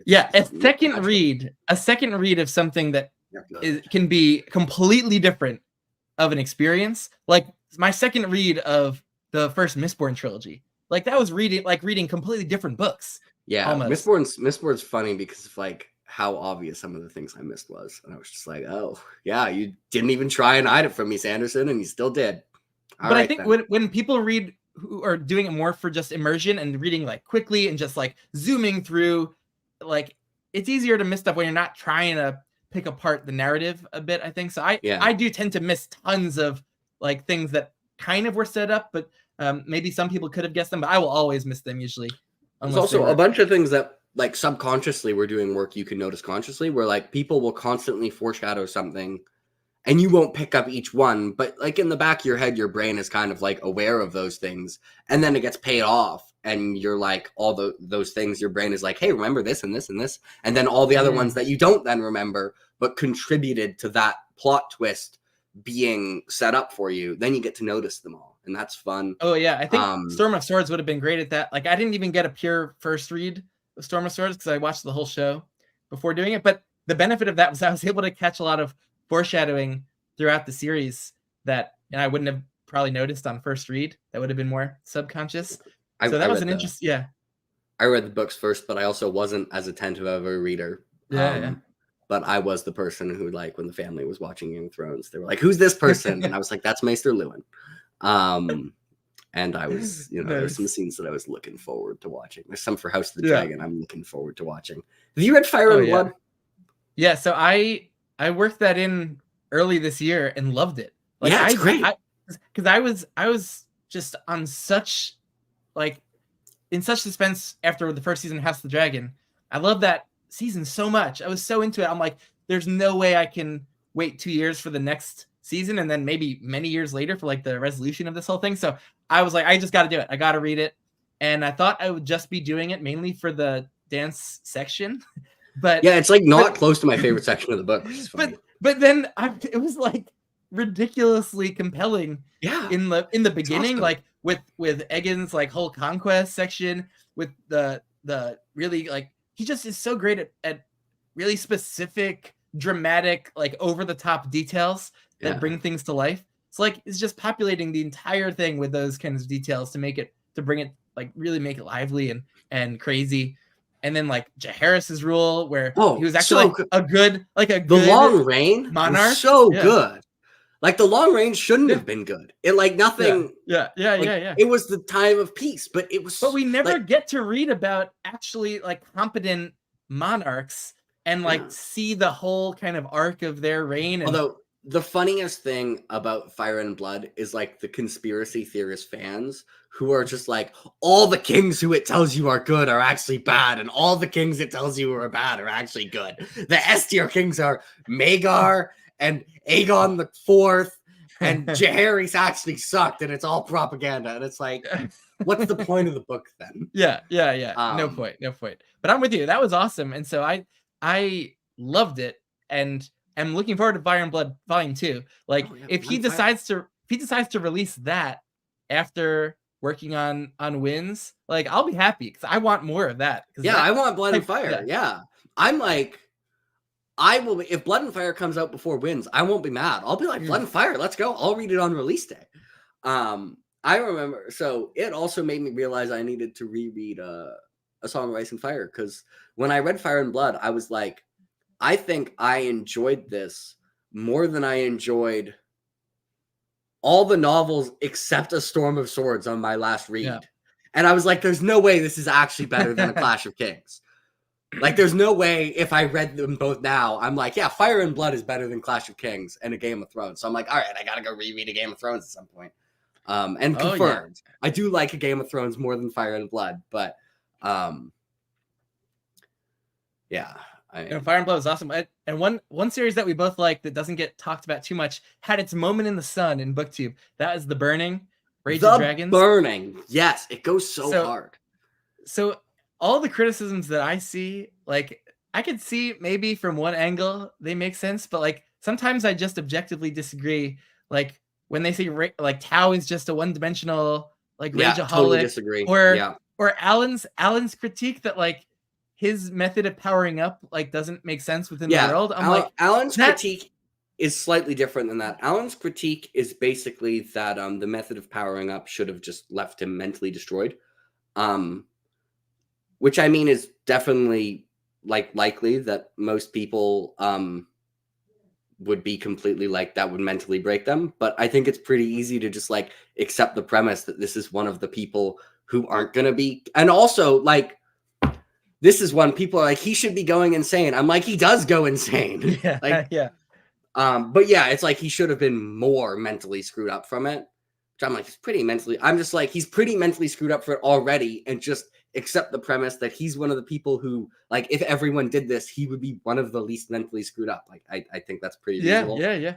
Tao absolutely has a character arc. Like, that criticism that's just like that is the equivalent of, you're not wrong for not liking a book. Like, if you say, I don't like The Lord of the Rings, you're not wrong.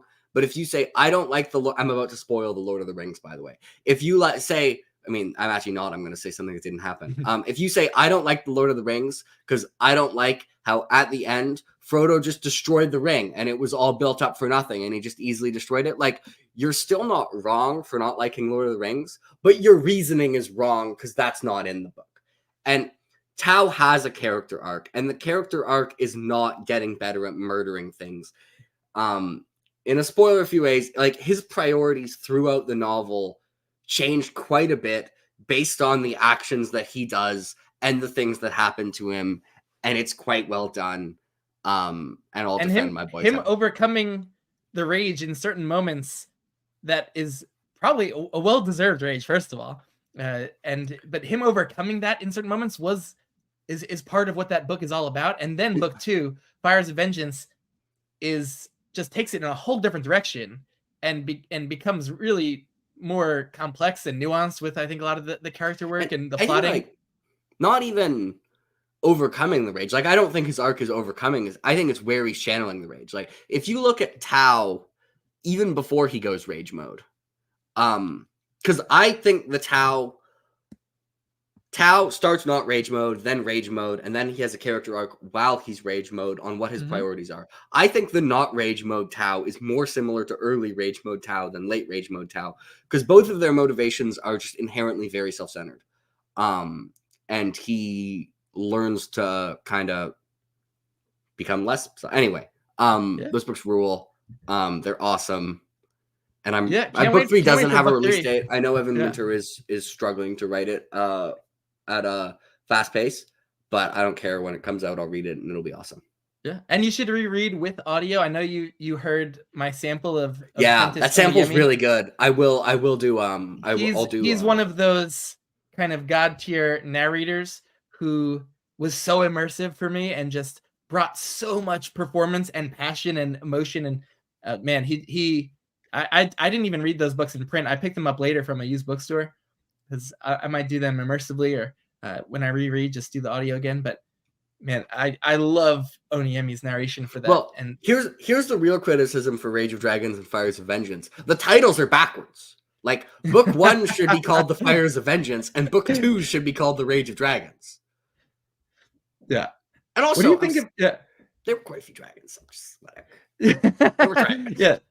The dragons are so cool though. Like, they play into the plotting and in a way that, like, is so different than any other kind of fantasy series uses dragons, and it's really clever and ingenious, and they're intense. Like, they're really scary and powerful. And also just some of the best action scenes that, like, in terms of being, like, gripping. And also, I think being, like, purposeful in the action scenes, where, like, they're there for story reasons. Like, the point of the action scenes isn't just like, that was a cool sword move, although that was a cool sword move, but that they are there for some character or plot or story reason. Fires of Vengeance is fantastic, and you should read it. There are more dragons, like quite a bit more dragons, and the dragons are angry. There's rage of dragons. Question about series names. There are some series that I think should have just gone with the first book title as the series name. So, like, Red Rising did this, and that is such a great title that using it for the series just was perfect. So I think there are a few that I have in mind. So The Burning, The Band, The Three Body Problem. The Three Bodies. I don't even know what the series is called. That was Remembrance of Earth's Past. That's one of mine. I noted down because I want to do a book series title tier list. And so I was thinking about this a lot. So that was one of those that I noted down. Three Body Problem, Empire of the Wolf. That's the Justice of Kings series. So that one. There are some series names which are just, they don't capture the vibe as good as the first title. Yeah, when I say The Burning, most people are like, the what? And I'm like, the Rage of Dragons series. whatever. Yeah. Rage of Dragons, like that title, it just people associate with that Three Body Problem. I probably say most of the time Three Body Problem. The band I think is good because it unifies like the different generations that I know are in But in Kings that of the series. Wild But though is pretty yeah, dope. but the worst though is the Empire of the Wolf. Is that not the worst fantasy series name? Like Justice of Kings, like that gets at what the series is doing that's unique. I But don't. I mean, I don't know if it stands out to me as like a man, horrible title, but Justice of Kings is probably better. also have you done over here Warlord Chronicles by I have not. Cornwell? That's on the list. Oh, okay. Yeah. Yeah, there are a few that I are have to say though, priority if Benghis I series don't that you have to read, read. if I don't continue the Long Price Quartet soon, the rogue here is going to murder me. So I have to be careful. He has sneak attack. I have to be careful, okay? Like those sneak Yeah. attacks, he gets to add like 2d6 damage if he hits me. So yeah, as far as priority Benghis series, like I know I gotta hit Dandelion, GGK, Black Company.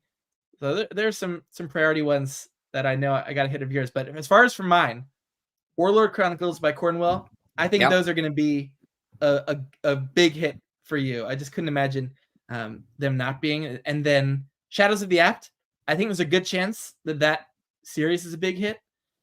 And just it to me feels like a mixture of the vibes of Gwyn and Sanderson and just like their storytelling sensibilities, like the grittiness, the combat of Gwyn, the fast pacing, the POV structure, and just like the creativity of Sanderson in the world building and like the way that the magic and the world building is like so integral to the plotting and the cultures. It's it's so good. It's so good. I So it's funny, for a while I would just follow the order. Like a long time, like for the want to read, I had them in order on the Goodreads shelves. But now for a while, there have been a couple series at the top that I just don't feel like starting, so I've been ignoring it. Because if I go to my want to read right now, the one is The Shadow of What Was Lost, and I just don't feel like reading Lycanius. So whatever. yeah, that's been near the top of my TBR for so many years. And then Promise of Blood is up there really high. Yeah, Just don't feel that's like reading what I was Power and saying. Rage. Theft of Swords is up there really high. Just don't feel like reading Rhaenyra. A Darker Shade of Magic is pretty high. Yeah. Probably just not going to read it. So we just ignore that now. I'm going to read more Gwyn. I'm going to read the best for sci-fi, I think. Oh, Le Guin. See, that's another one. So like I read book 1 of Ursi last year and liked it. Like I want to continue in that and just haven't. So I want to continue there and try the sci-fi. Because she sold me with just Wizard of Ursi. Like I really enjoyed that. I felt like I was becoming wiser and like a better person reading that. And that's where it gets into what you're chatting about with like I felt like I really vibed with her view of humanity Yeah. and what she was communicating there. And like just from that short first book. And I it wasn't the most compelling plot ever, but it was immersive and the prose was really elegant too, and but simple. So that hit. One that I think is interesting that maybe is not too on your radar, but would be a Benghis rec, would be the Magician's Trilogy. So Yeah, I have that on there. by Lev Grossman. This is it's an odd duck in modern fantasy. There's nothing else like it. And it was very immersive for me when I did it, and also just I vibed with kind of the view of humanity and life, and it felt pretty deep. And I think that could vibe with you possibly. It's got to get past the Pranav 3-star though, so it's got that. So Pranav for a while, Kyle was like, "You guys need to stop posting your rating until like you need to post them separately and just DM them to me because I don't believe that you aren't just copying each other." Because we were going through GGK and Black Company at the same time. And there was like, if you look at our Black Company and GGK ratings, we both were rating with decimals out of 10, and they were all within like 0.2 of each other. Like I'd be like River of Stars 8.8. He'd be like River of Stars 8.9. And then I'd be like Shadow Games 9.0. And he'd be like Shadow Games 8.9. It's just like constant. So, but no, it's on the list. And yes, the second Earthsea book is better. Tomes of Ashwallen is excellent. Nice. I'm much less confident in the Magician's hitting. I just think it would be interesting for you to try. Yeah, I have your no recommendations sense. are I have no sense of whether that would work for any particular reader because it's such a weird series. But it's one of the earliest I read too, which makes it harder for me to recommend because I read that one of my first ever adult fantasy series. So also, I mean, in yeah. fairness, whether you think I like a series has never stopped you from recommending it before. So I swear Because I get want, more. yeah, You ask me to read books that hate them more often than you ask me to read books that yeah. I'll like.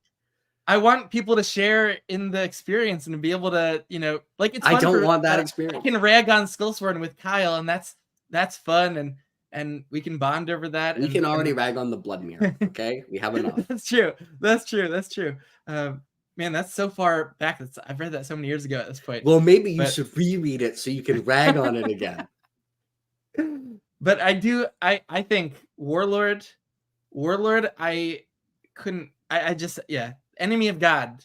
That book, definitely one of the more impactful books in my life. Warlord, I Book think 2 at there. some point, if you go to my what I'm going to read this year video, that I basically guarantee I'll read Warlord and Long Price Quartet. So maybe don't go Nice. watch that video. Yeah. The thing is, like, I don't remember what my 5-star predictions were for this year. I don't even know if I read them.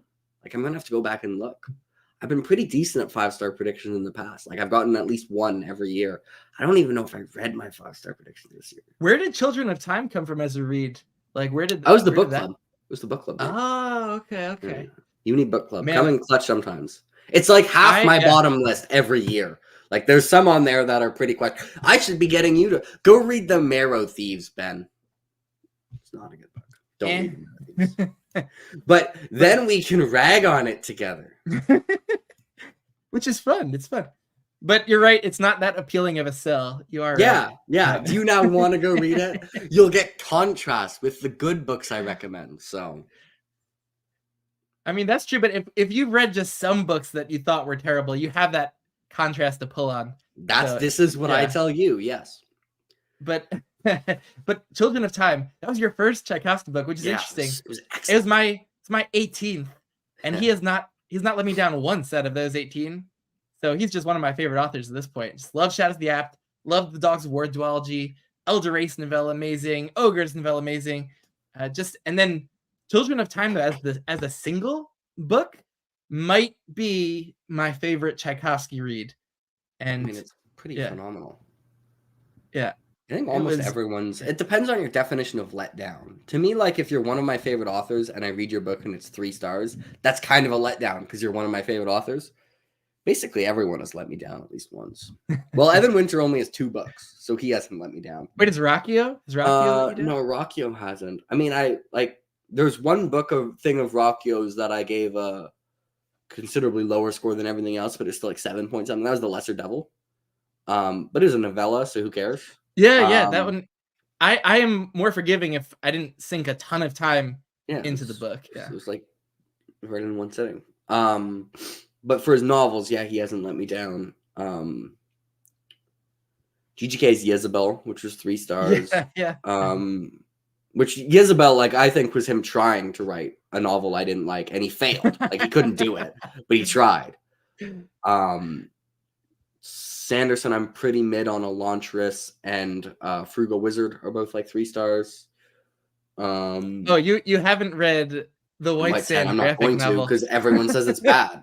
It was shockingly bad. Like I figured, because Sanderson never let me down to the point where I just hated a read, and so I figured it would just fall into that category. I wasn't prepared to despise every moment that I spent with it. It was so bad. But Nikki's happy I'm calling attention to Shadows of the Apt. So yeah, like she's going through that right now. I got Matt Fantasy Book Reviews to pick it up, and he's loving the first 2 books. And I only started reading because Alan had his read along on his channel for the first 4 books, and a lot of people enjoyed that first 4-book arc. And I just kept going. A lot of people like stopped as Alan stopped. But I just kept going, and the last 3 books, the final trilogy of that series, is just so good. Like some big series have amazing final trilogies, like The Expanse, Shadows of the Apt. It's like if people just stop somewhere in the towards the beginning or middle of these long series, like they're missing out on some of the best stuff because you've built up so much investment in these characters and the world and the story arcs. And when the authors are great at paying that off, and there's nothing like it. I love long series. For Yeah, that usually reason. for a long series, I find like the end arc usually contains at least one of my favorite books in the series. Like Wheel of Time, The Gathering Storms, like book 12 of 14. Realm of the Elderlings, book 16 of 16 is my favorite. In the future, hopefully Stormlight. Let's go. Black Yeah. Oh Company, my the god. last book is my favorite. I've the most hyped I've ever been for books was definitely leading up to like Harry Potter 7. I was a huge Harry Potter fan growing up and was waiting on that book to come out, and that delivered Battleground. Because Oh, yeah. when I got back into reading fantasy, like I read all through Dresden Files and Cosmere stuff, and so like waiting for Battleground, Peace Talks and Battleground, man, they delivered. Oh, having to wait 3 months though for Battleground was brutal. Like that was not. I know Jim wanted them to be released back to back, so that's not his fault, but that was brutal. That delivered, and then Stormlight 5 is probably my most anticipated book though ever, like since Harry Potter 7. Like probably my most anticipated book ever. Yeah, I mean I've been waiting for. I waited for most of the wait for Oathbringer. Like I read Words of Radiance a little bit after it came out. So yeah, I've been excited for Stormlight 5, and it's flashbacks. Ooh. Oh, that's so juicy. Can we not name it Wind and Truth though? Like Stones Unhallowed, Sanderson. Screw the Katek. Stones Unhallowed. Okay, that's a great title. It's what you had originally. It's what it was going to be, but then he had a different title. If he doesn't go with that, I'm going to be so mad. Like I was upset he was going with something that just sounded bad, but now knowing that there's an alternative that sounds great, like the titles of the series are really good. So hard. Like, The Way of Kings, Words of Radiance, Oathbringer is good. Rhythm of War, like dope. They do sound great. They like kind of just hit. Granted, my favorite series, my second favorite book like of all time is Ship of Magic. So oh my god, yeah, the titles in that series they needed a little bit more time and attention. Have you heard the German title of the Farseer trilogy? No. Book 1 is Chivalry's Bastard. Ooh. Crap, what was book 2? Book 3 was the Brother of the Wolf. And book 2 was something cool as well.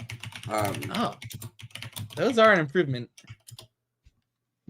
How many books are titled Lightbringer? So there's the Lightbringer series by Brent Weeks, and then Pierce Brown, I guess, liked the sound of that enough where he decided to do Light Space Bringer for book 6 of Red Rising. I don't know of any others, though. Are there others? That I'm not sure about.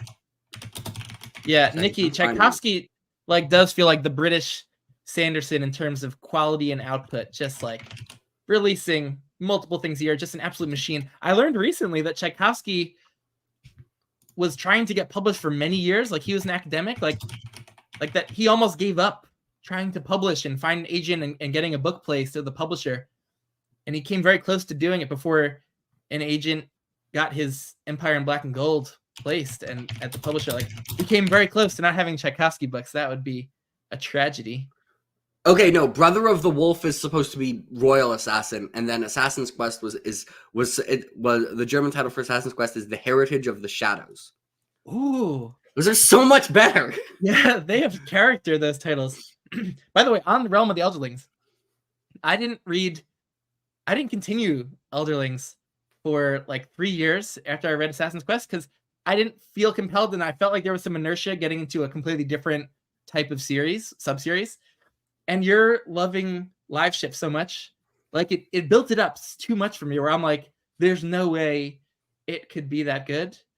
And then I started Ship of Magic, and it wasn't like getting me immediately completely hooked. And I'm like, oh no, is this trilogy going to be a slog and I'm not going to love it?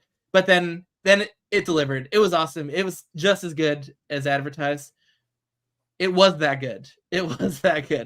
And the thing with a multi-volume series and a trilogy that aren't like Malazan where they're really kind of like separate novels, but where they're a linked story is you can't look at the individual books. I think like they're like book 1 is slow and deliberate in its setup of the plot and the characters. Like it's setting up.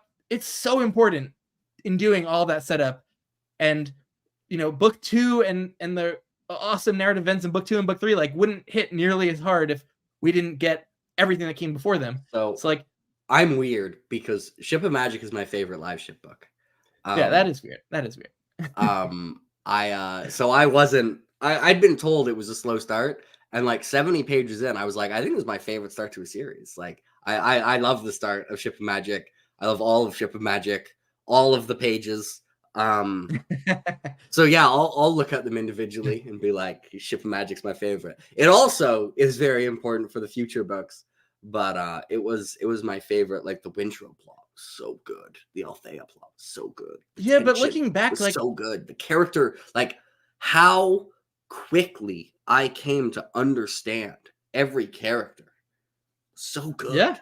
Yeah, that happens. But like, I can't look back at the trilogy and really separate it out. Like, I just see like Wintro as his whole arc. Like, I have trouble just viewing. I have trouble just like zeroing in on like, ooh, what was Ship of Magic like?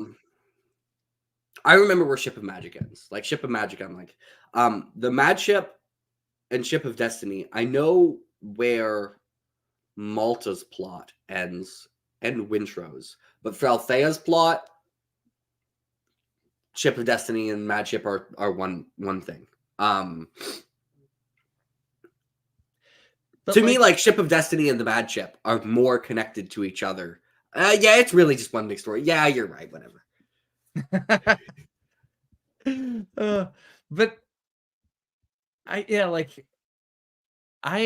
as far as the surprise, I hated the character of Malta early on in that series. Like one of like where I felt the most emotional hatred towards like certain characters like Kyle, obviously, Kyle Haven, but Malta also was an object of my ire. Your wrath, and yes. The turnaround, it's with that character is the most dramatic turnaround in terms of the way I felt about a character in all of my reading history. Yeah, it's genius. So to quote, Heidi just said a thing about the audio narrator. To quote Scott, also known as the bald booktuber, Anne Flosnick missed her calling by doing literally anything except book narration. Have you heard it? Have you listened? I've listened to this. I listened to the sample, and I was like, "Oh my god, that's not good. It's not good." It's not the best.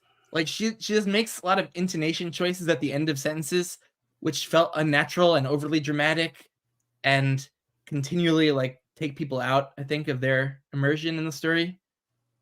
But it's worse in the beginning, actually, because I did it hybrid where I'd be listening, because I don't like to do multiple books at once. Because I truly prize immersion. So if I'm reading multiple books at once, like one print, one audio, like that hurts my immersion in either of those stories. So I'll go from reading the print book to then going on a walk outside or doing chores or yard work or something and throw on the audiobook. And so like I was doing those books hybrid, and Flosnick took a long time for me to like feel like she wasn't terrible, but she actually did do less of the annoying things as the series went along. And you maybe just get used to narrators. Like I found you often just kind of get used to the narrator's quirks and how they do the story, and you just get accustomed to it. And so I've come to not mind Flosnick, and she does Rainwild Chronicles also. And I found it hasn't been hurting my enjoyment of the story. But I always definitely prefer a narrator who elevates the experience. Yeah. And I put many narrators in my narrative countdown that I think do it better than Flosnick. My weird one is one of the audiobooks I did is Tigana, which was Simon Vance, and I just didn't feel like Simon Vance fit Tigana. This is my Simon Vance. All right, ready? We're coming at Simon Vance here, so you can make you enemies with me, but not actually coming up. Like he was really good at dialogue in that all his voices were really distinct. I just don't like his actual voice for like the narration. Default voice. Yeah. He has a very stately kind of, extremely like British kind of intonation. Like his voice he's so technically proficient at doing the different voices for the dialogue that like he's clearly good at this, but like he's so good at doing other voices. Could he just like do a better voice as Oh, his default like one? instead of his actual voice, like as the default, yeah, like Sorry, do one of the Nikki. better voices. That is hilarious. But I'm a big fan of his default voice. It's so stately and almost comforting to me. I've also listened to a lot because Temeraire series he did and Fire and Blood. And He also, does. He does so I many did things. I did all of Lightbringer actually. I did all of Lightbringer by audio, and so I got so accustomed because that was hundreds of hours of Vance Yeah, I guess I there. did Simon Vance for a bit for Lightbringer Book 4. I've done Simon Vance before. Oh, see, it might also been the book infecting your opinion of Vance, the narrator. Well, I'd forgotten about that by the time I did Tigana. Yeah, But like, yeah. I don't know. Like, if you just go listen to the sample for Tigana and the lines of our song, like, I think Ewan Morton his voice just fits the writing so much better. I really like Ewan Morton. Ewan Morton might be, I mean, of the audiobook, I haven't listened to that many narrators. It was whoever did Wizard's First Rule, James Marsters, Ewan Morton, Simon Vance, Michael Kramer, and whoever does The Forgetting Moon. That's Tim Gerard Reynolds. Yeah. Tim Gerard Reynolds. I think Ewan Morton might be my favorite. No, he's good. He's good. I want to listen. I can't wait to get into more Morton with Cinderspires and GGK. And 2 GGK books. Now, you've said you like, often reading the same thing that you love. It hits more when you read it in print with your internal narrator than hearing the audio narrator. So I'm curious, when I read in print, I read it extremely quick. Like I process like the words visually and language like very quickly. So I read more slowly when I'm just listening to audio, but I'm reading in print. I'm reading it quick with almost no kind of personality in my internal narrator. Like it's extremely bland. It's very fast. I got epic speeches playing in my head, man. Like, come on. But like when you're reading changes, like you say, like you like how you say stuff better than Marsters. Like in a million years, I would never say the same thing for me. Oh yeah, yeah, I got epic speeches playing. Like when there's like the Murphy monologue in I think that's not spoiler free. That fall like when it plays in my head, I'm like, let's go. You guys are screwed, boys. Like So are you performing kind of? Like, I guess. I don't know. I know you mentioned you sub vocalize a little bit when you read. I don't really know what that is. So you're kind of like saying things out loud very quietly as you read. Yeah, like I'm thinking, like I'm not just looking at the word and processing the meaning. I'm looking at the word and processing the sound.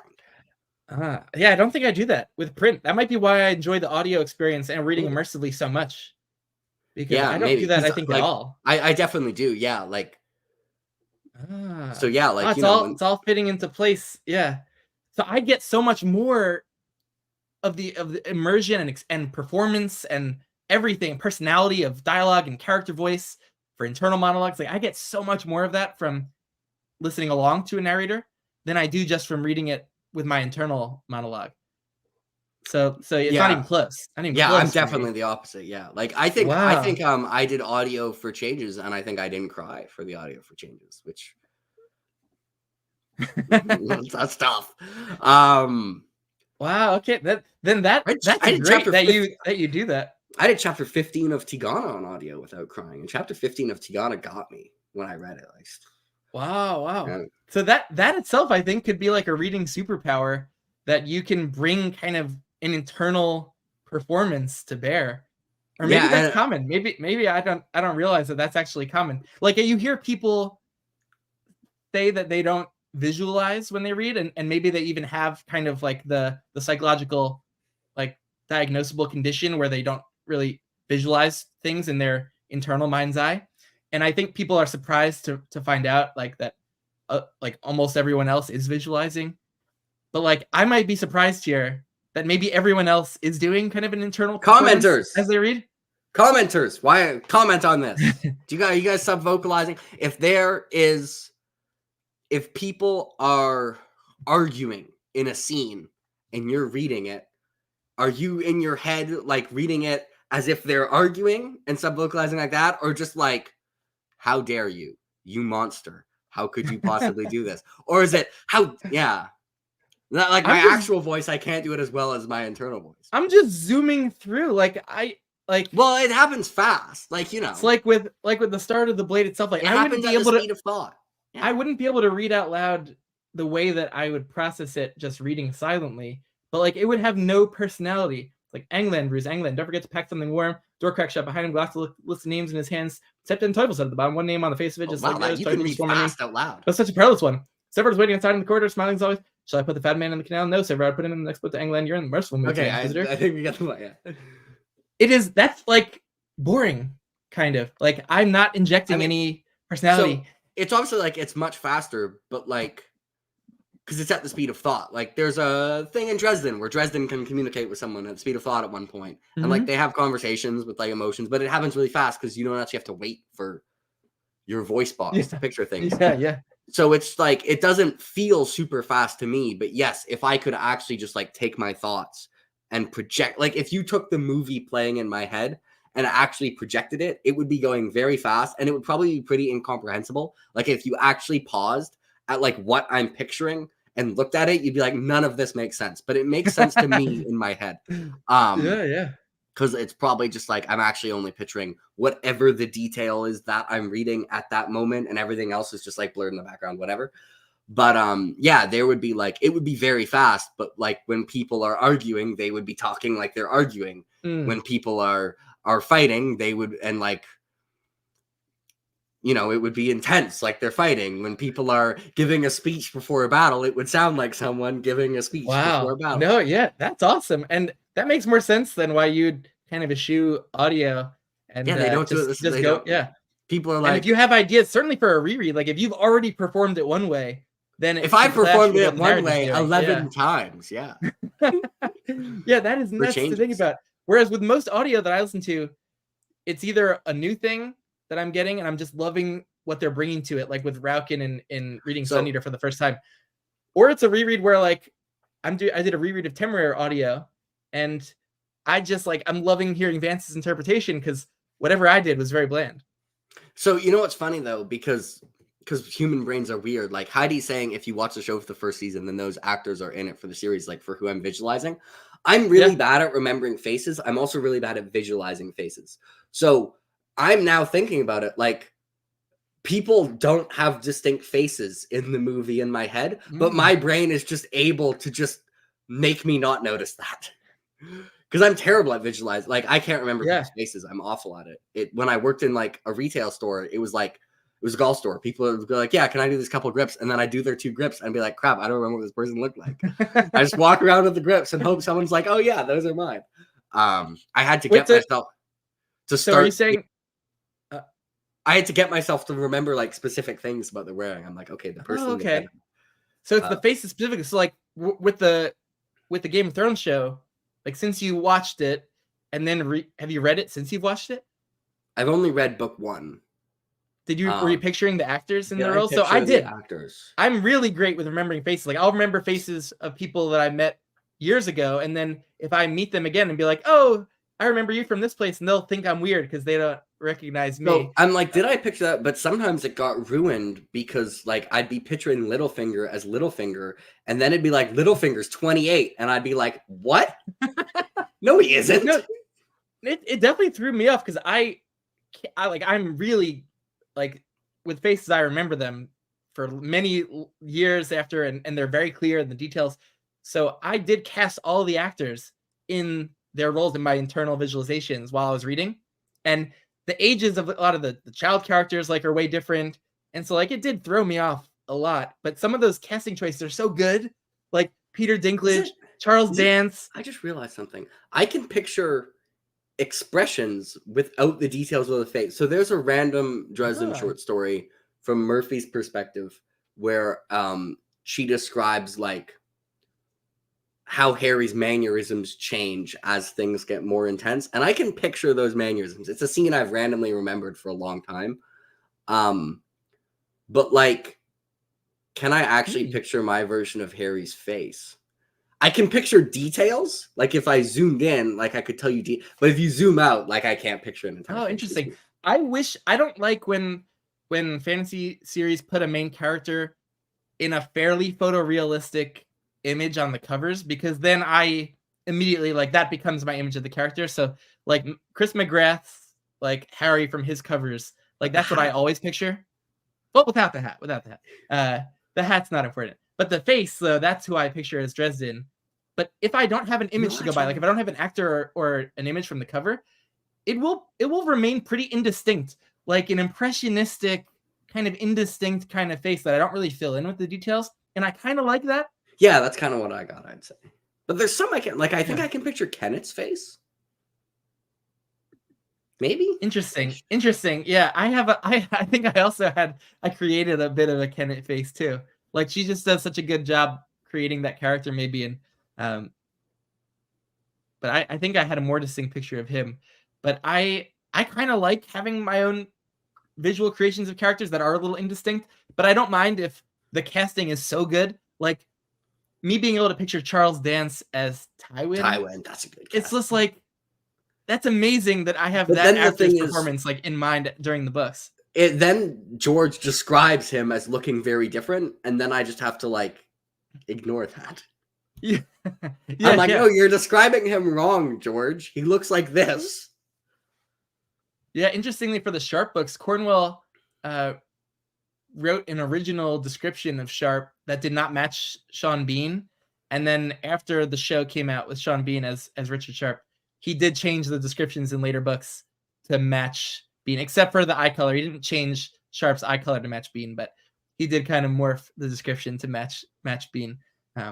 But I have not watched that show because I haven't wanted to get like the images of all those different characters set in mind. But now that I finished the series, I might go back and check out the show.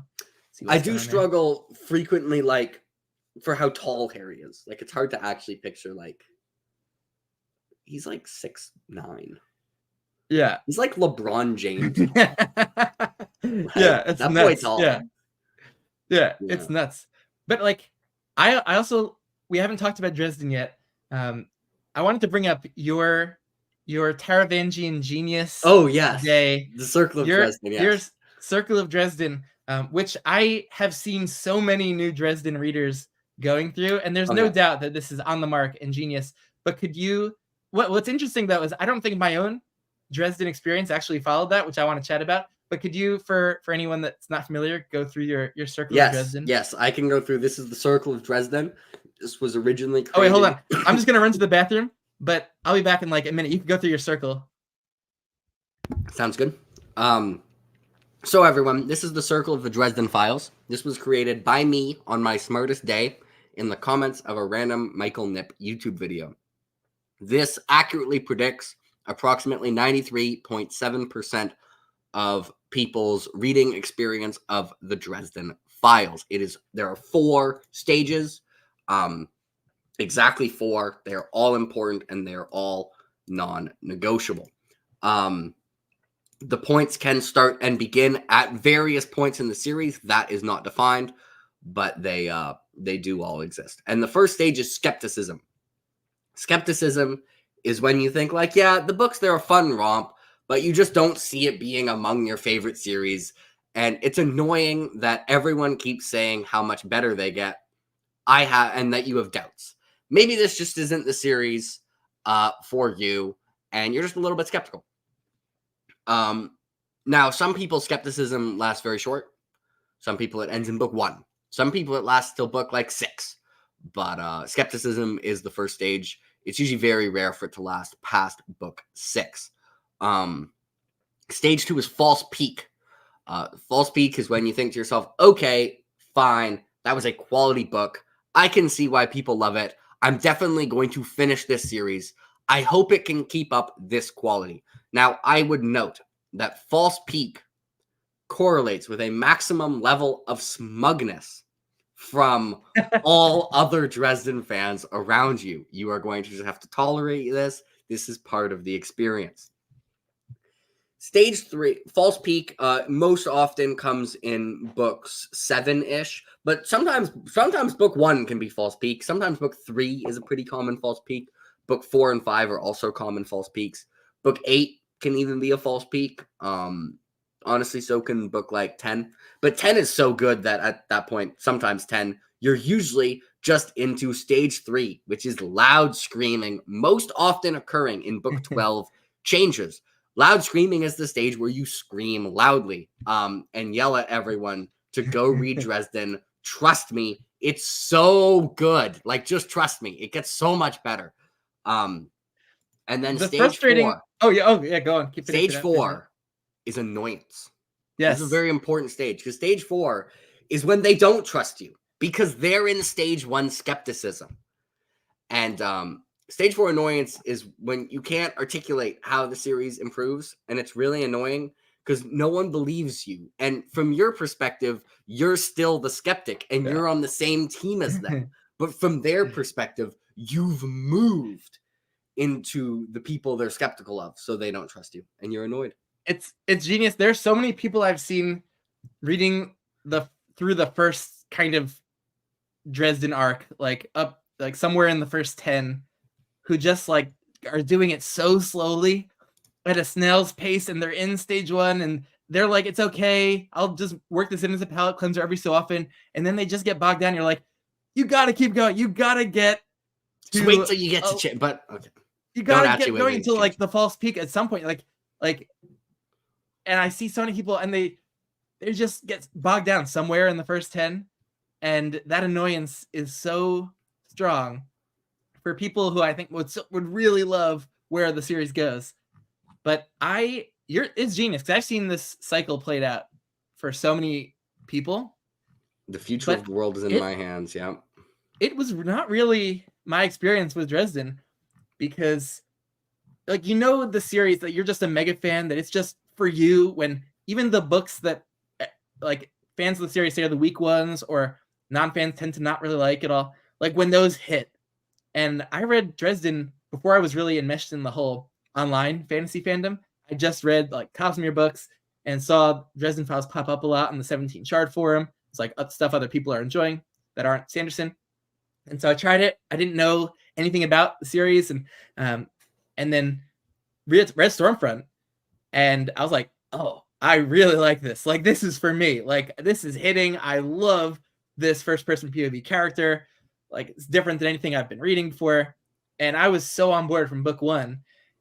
And then I think it just was a case of like from book 3 onward of me feeling just like this steady improvement. Just I'm getting more and more invested. Like, I was on from the beginning, and then just like it's just getting so good by the time it reaches changes. Like, I did definitely have the loud screaming stage, but I don't think I had any clear kind of false peak stage, because it was just so steadily building in my investment, and I was engaged the whole way through.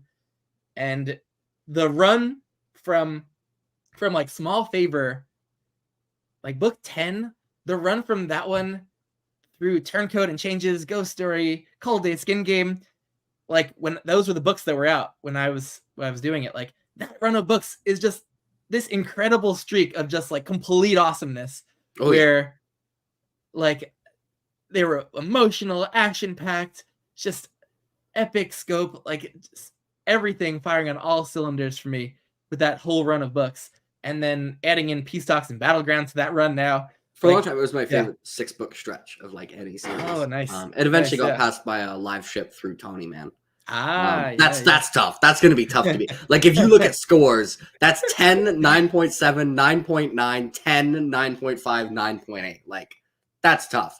But yeah, like Turncoat or Small Favor through Skin Game is just like, it's just banger. Yeah. Banger. And being so annoyed that when people don't reach like Small Favor, when they're just getting bogged down in the earlier section. Like, I've been cajoling Philip Chase to get onto Deadbeat, because I think that could become his like false peak, where he really gets on board and starts getting more momentum with the series.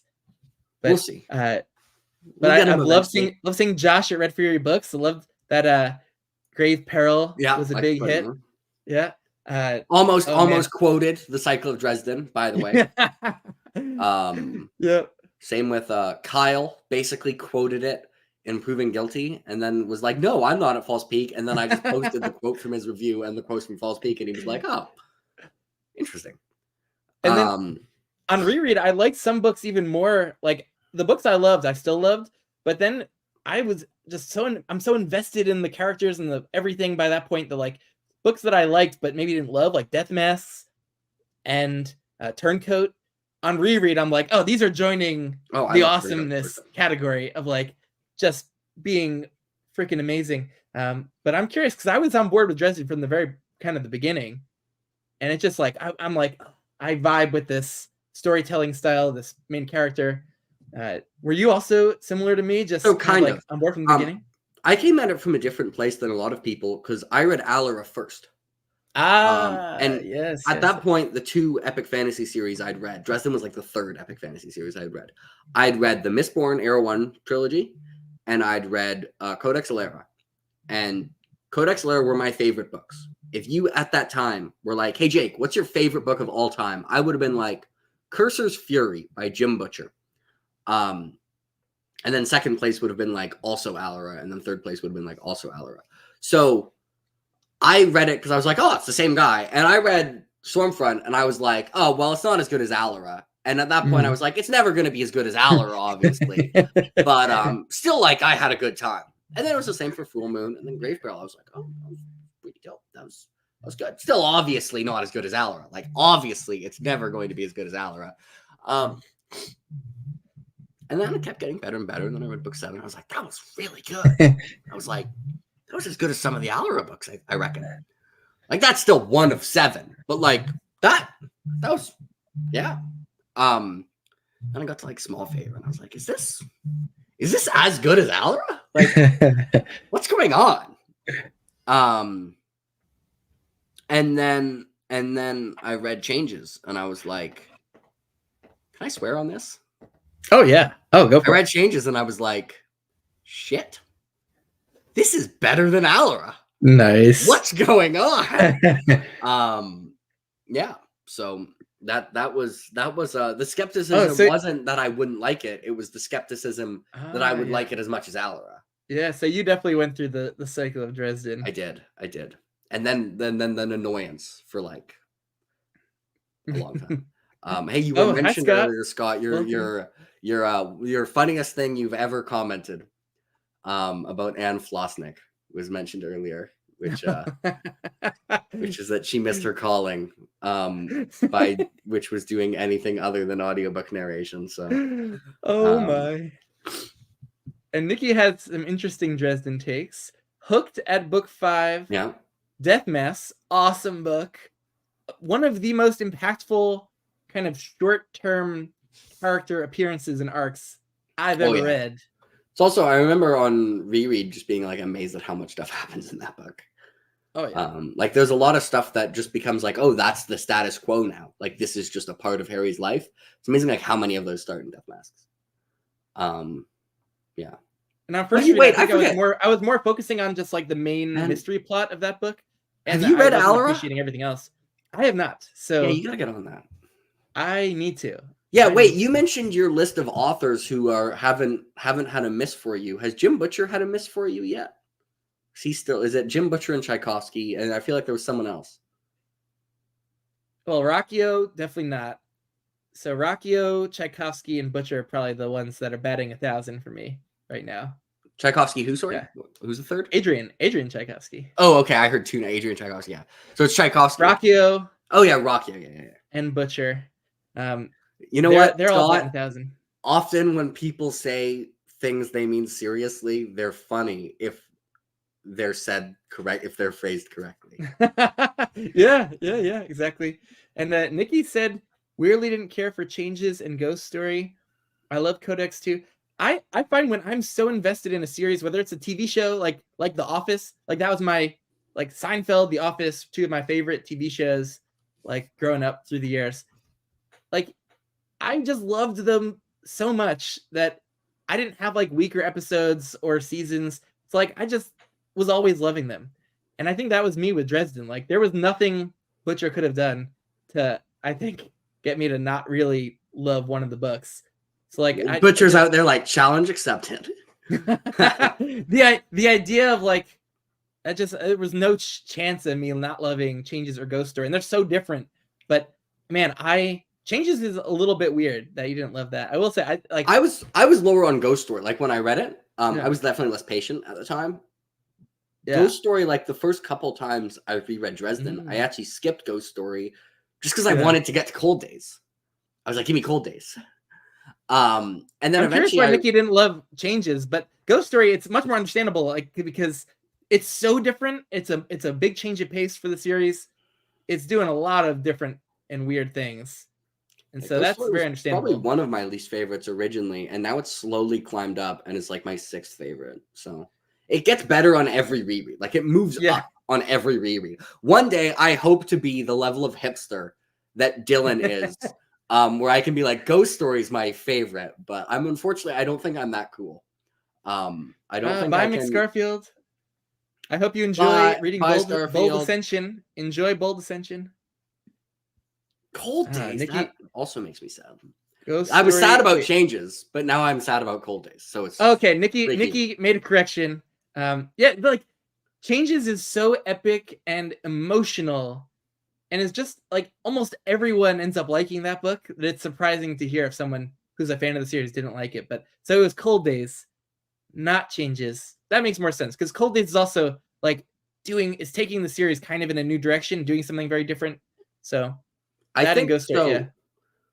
yeah. I think my, the Dresden tier list has shuffled around a little bit on reread. I think there was like one reread where I managed to convince myself that Cold Days was my favorite. And then I did another one. I was like, no Changes. Like, no. But yeah, I love Cold Days. Cold Days is insane. No, Dresden Cold Days tier is is one hard. though. It has some elements where I get why someone would like it less. The Fae are generally my favorite of the factions in Dresden. I find them the most interesting. It also has some of the wildest like world building reveals. Yep. Not some of, like the wildest. Cold Day, yeah. Yeah. See, Scott's coming in with some correct analysis. There we go. Nikki, almost lost some credit. It's okay if you didn't like Changes. It would just be surprising. And, it would be a bit surprising. I don't know if I agree with the sentence. It's okay if you didn't like Changes, but for the sake of argument, let's say I agree. McScarfield, yep, you're way later in the day, so get some sleep. Have a nice start to the work week. To quote the Dresden Files, turncoat, I think, sleep is God, go worship. Ooh, great line. Great line. Man, Butcher is just so great at delivering impactful lines, whether it's internal monologue or dialogue. Just memorable, great lines, amazing set pieces.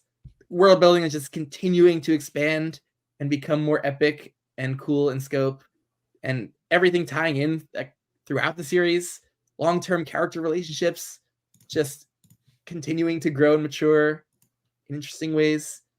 Man, there's so much about the series that is just it just does so much well. Like, it's pretty wild. All right, so let's see. I had a couple more things I want to chat about. The Cycle of Dresden was one of them. I hit Hobb and how live ship I thought couldn't possibly live up to your expectations, but has. We could talk about Hobb for a little bit, but I do want to get to some things like the best place to start with Sanderson and the Cosmere. That's an interesting topic for us to discuss. And especially because of my answer. They can get to why I'm angry on the thumbnail. So let's do that for a bit. I think your idea of people starting at Emperor's Soul is a good one because it tends to be, I think, out of all the Cosmere books, maybe liked by the highest percentage of people who read it. And so that's good. I think there's a high chance of it hitting. It's short, so it's accessible for that reason. No Cosmere connections that matter before it, other than Void, but they all have Void, so it doesn't matter. I think it's an easy story to kind of get involved in, but it's also very Sanderson-esque, like the way the magic works. Yeah, definitely. Okay, I like that reason. But man, if I want to hook someone in to being a Cosmere fan and Sanderson reader, like I gotta give them Mistborn. Like that. Yeah, I mean, so I'm biased. I'm biased because that's my starting point. So there's also 3 new books that I guess would be considered hypothetical since I made my video, because I have the video on where to start the Cosmere. I think it's a pretty good guide. And it's not everyone. What? Oh yeah, I was curious. I was curious if you think any of the secret projects could contain. Yeah, so don't start with Sunlit Man, Yeah, that's a bad yeah. idea. I think Yumi and Tress would both work. I would put them about in the same realm as like Warbreaker, where I Mm. think they're probably a slightly worse starting point than Mistborn Era 1 and the Emperor's Soul, because to some degree they're ones actually, unlike Warbreaker, one con they have is they do have more Cosmere connections, where like reading more might lead to slightly more enjoyment, but that's, I think, a pretty small factor. They're standalones, they're good, they're not super long. They're similarly to Warbreaker, they're pretty different than a lot of other stuff, so they have the same concern where, like, I could see someone really liking Tress and then not liking the rest of Sanderson as much. So I could see someone like buying Tress being like, that was awesome, buying a bunch of other Sanderson books and not liking that, wasting their money. And also I could see someone not liking Tress and being, oh, I guess Sanderson's not for me. When if they had read like Mistborn and Stormlight, they would have liked it. Same with Yumi. Yeah, the fourth one did release Scott. So I think they would both go in about that range. Yeah, I mean, I think Emperor's Soul, it definitely worked for me pretty well on first read. I know you're angry at where I put it in my tier list, but I am. That truly is based on the reread. I've reread it too. Same thing happened. I picked it up, I read it in one sitting, and then I cried.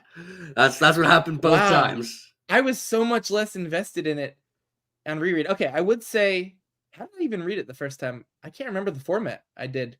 It is in Arcanum, right? That's how I read it the first time. I think I did it in there, but for some reason I don't like my copy of Arcanum. It's a mass market that's not printed very well. It like has a lot of weird printing errors and boldings, and I got my like fuzzy page. Thanks, Mom. Oh, nice. Mom got it for me for Christmas one year. Nice. It was a big mistake getting the mass market of that and not the hardcover. It was a huge mistake because there were a lot of fuzzy pages that were not in good focus with the printing. It was really threw me off. I read it the second time as a PDF. I don't know where I even got it, like why I had it, but I did it like as a PDF document on my computer. I'm blaming that. And there's no way it's worse than Elantris. Like I hate reading on my computer. That's also where I do like work. Okay, I'm blaming this. Read it as a book, nerd. I don't have like it has a nice cover, like the standalone Emperor's Soul. Like if I read it from that as a reread and I'd like dedicated myself like this is a read I want to get immersed in. But I did it kind of like, oh, when I have free moments in between my things at work, like I'll read from this PDF. I was just trying to do the audio. Yeah. It's someone I've never heard of. Have you ever done any audios by Angela Lin? No. Well, let's listen to this. Good. Could be good.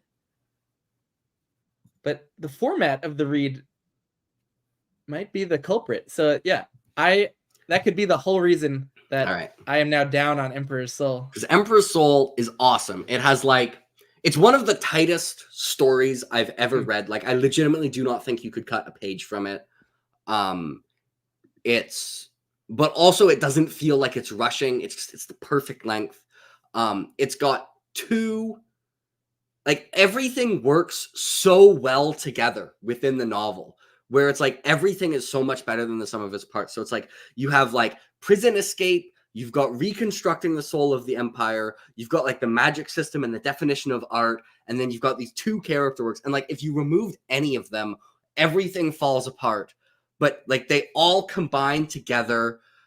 It's got two amazing character arcs put in like a 30,000 word novella that are both incredible. It's got an incredibly it's got maybe his most unique magic system that directly contributes to the theme of the story and helps explore it. It's just, it's so good. Like I agree with all that. Yeah, you make a great case. And then I do think, it could have been the format. Then Elantris has bloody Serena as half the page count, who her character flaw is that she's not good at art. How is that better? So I tend to like blander characters, like characters that a lot of people complain that they're bland, like Rand, like Serena Rayoden. Like I tend to be able to grow really attached to ones who are just like earnest, good-hearted, and bland. I mean, in fairness, I like Rand in book 1, so Glass Houses, Corban, like characters that people complain are bland. I tend to really I do love and get sometimes, but behind. like Serena's problem is that like her character flaws that are written as if they're character flaws are not character flaws. Ryoden is also doesn't have character flaws, but Yeah, at least he has a really interesting story. And yeah, then Rathen yeah. is cool, but he's like by far has the least POVs of the three main characters. Yeah, yeah, yeah, yeah. Pacing's a complete mess. The The writing pacing's is off in way that book, less yeah. smooth. The dialogue is way clunkier. Like, But there's more of this epic scope narrative to it that, like, Emperor Souls, you know, it's a little novella. It's short. It didn't leave that much of an impact on me. Like, before I reread it, I think I reread it because I didn't you remember put it it too well. below the other novellas, so what's your excuse there? Well, Six of the Dusk was really engaging and Was suspenseful. cool. Yeah, Six of Dust is cool. Whatever.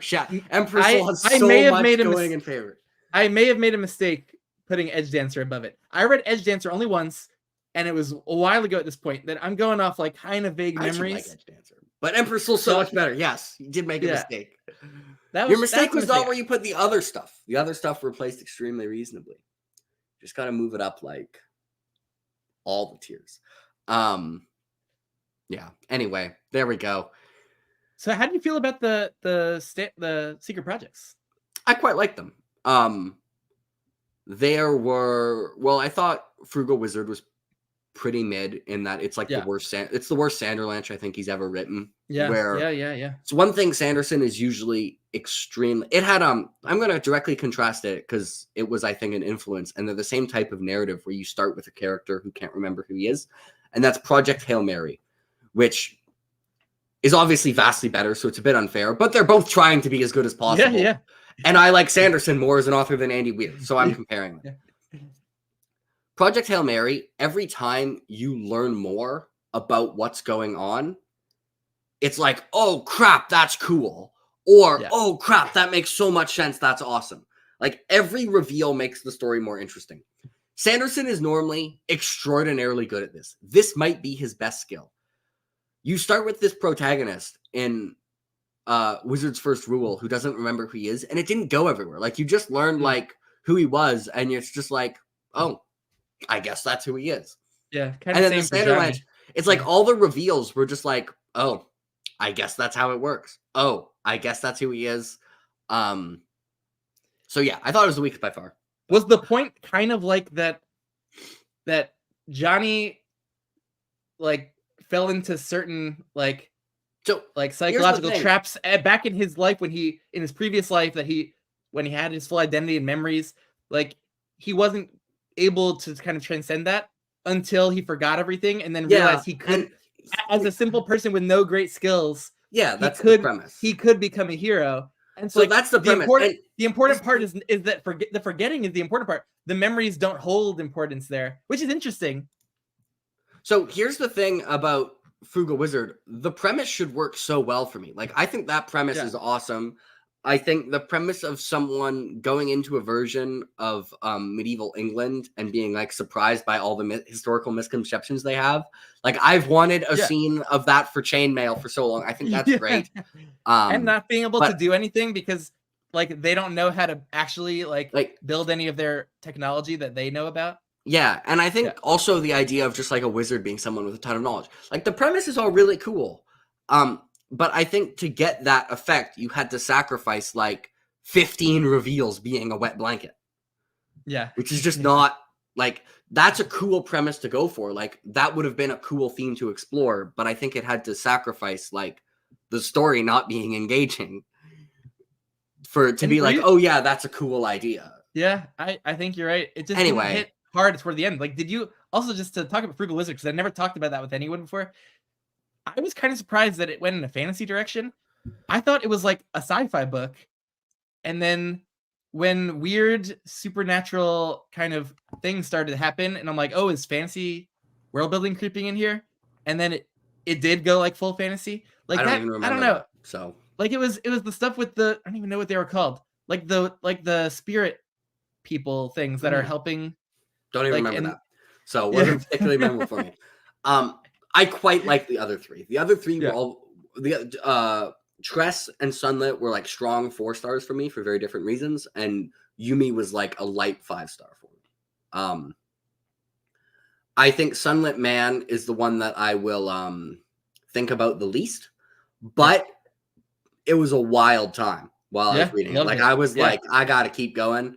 It's been a long time actually. Like I have been reading a lot of books where it's like the plot is not driven very often by like trying to not die. And it was actually like kind of different to be like, oh, he's like constantly trying to just get to the next hour without dying. And like all these crazy things are happening. Yeah, that was cool.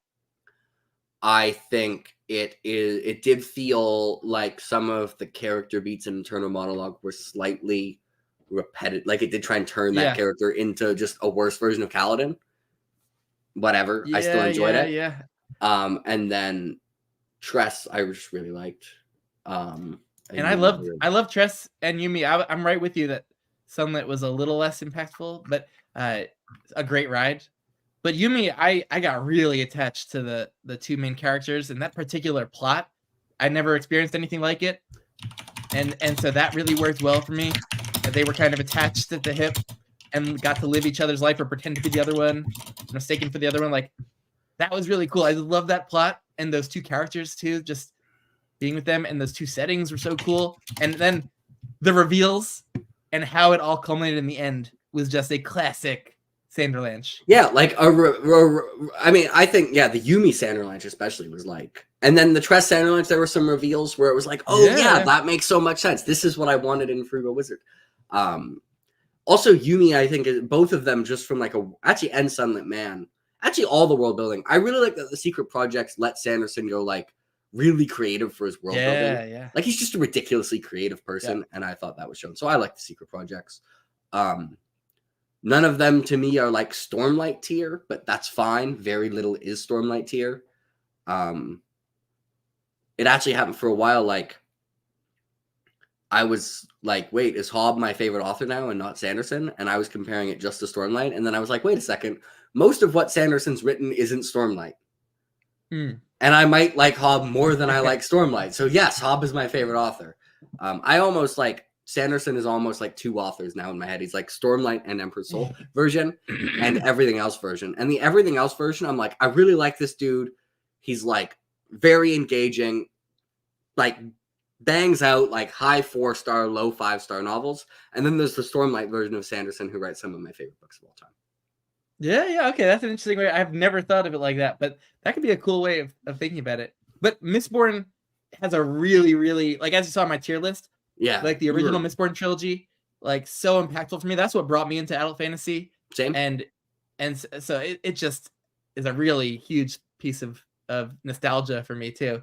So I found it captivating, and I reread it and found that whole series captivating. Yeah, middle book a little less so, but like I'm higher on Well of Ascension than you, and maybe slightly lower on Final Empire. So I love Well of Ascension. Every time I reread it, I read Well of Ascension. I'm like, wait, is Well of Ascension my favorite in this trilogy? And then I read Hero of Ages, and I'm like, no, Hero of Ages is my favorite. Yeah. No, Well of Ascension is great. It's great, man. Doing my Cosmere tier list, like everything in S and A tier are just like favorite books of mine. Like it's hard to limit my S tier because I love Well of Ascension too, but probably like a little tiny bit less than the others. Yeah, I'm kind of boring because like my 5 favorite Sanderson books are literally like the 4-star on my books in the Emperor's Soul. Do the novellas take away at all from your? Do you view them as something separate from Stormlight? Kind of. Like Edgedancer and Dawnshard, like they're so clearly not as like good. Yeah. As the novels. I hope Hornator is gonna break that if we get that. I mean, I like them, so they don't really. And also, like, they're so much shorter that, like, if you did a weighted average, we're like, yeah. I mean, it's just hard for Dawnshard, a 30,000 word novella, to matter that much compared to Rhythm of War, a 450,000 word novel. Like, Rhythm of War is like 13 Dawnshards in terms of like how much importance I give it because it's 13 times longer. So I give them the importance of their page count, which is not very much. That's very rational. It's just that when I see like it's a separate work and so like it's its own book, it's hard to take that more rational mindset. but that makes a lot of sense, and I'll try to do that. Yeah, but the big boys, the Stormlight, it just feels like, man, it's Sanderson's magnum opus, just like he's pouring everything he's got. Yeah, so here's something that's kind of interesting, because if you think of a lot of the like really successful authors from, let's say, the previous generation, like the 90s or like the 1900s, really, just like pre-2000s, most of them who are very well known, people don't read their entire bibliography. Like Gene Wolfe, people read Book of the New Sun. George Martin, people read A Song of Ice and Fire. Did Frank Herbert even write anything besides Dune? I mean, probably, but Frank Herbert, people read Dune. Even some of the newer ones, like Erikson, people read the Malazan stuff, not any of the non-Malazan stuff he's read. Sanderson is interesting because people read almost his entire bibliography. Like, it'd be interesting to see, like, in the alternate world where, like, people just read Stormlight. And he writes the other stuff, but, like, 90% of people don't read it. But, like, everyone still reads Stormlight. Like, what his reputation would be in comparison. Oh, interesting. Yeah. That's kind of like apparently for K, people like, just read Tigana. or Fiona Bar, something like that. Tchaikovsky kind of is like that though, because like the Goodreads ratings for Children of Time and maybe like his other Final Architecture series, like it's like an order of magnitude higher than most of his other stuff, and definitely his fantasy. Yeah, 114,000 ratings. That's quite a bit. What is like what does Empire of Black and Gold have? I'd guess 10K around. Let's see how good you are at guessing. 11,000. Almost exactly 10%. And a lot of his standalones do worse than that too, and he releases so much. He does. But I think people, interestingly, like they often just go to him for Children of Time. That's what he's known for. Well, at least Tchaikovsky, people have the excuse that he writes faster than half the people read. Yeah. Like a lot of people only read like 8 books a year, and he releases like 3 books a year. But like a lot of the people in the past, like Gene Wolfe, I don't think wrote super fast. But most people who are like huge Gene Wolfe fans, like they read Book of the New Sun. That's what I've done. I want to read more of his stuff, but I've read Book of the New Sun. There it is, the folio editions. They're so nice. Thanks again, Mom. Christmas present. That is a great present. Shout out, Mom, for Book of the New Sun and signed Emperor's Soul. On Children of Time, do you have any? Are you itching to get to Children of Ruin? I really liked that. It works so well as a standalone, but yeah, I want to get to more. It does. He set up a sequel right at the end there. I did. I asked Alan what I let him choose which Tchaikovsky book I read next, and he chose Guns of the Dawn. Ooh, I haven't done that one. Yeah, so I want to do Guns of the Dawn, and then I want to do both Children of Ruin and Empire of Black and Gold. I own Empire of Black and Gold. Like, that's the only other Tchaikovsky book I own. So I won't let you down, and I'll read that. Good.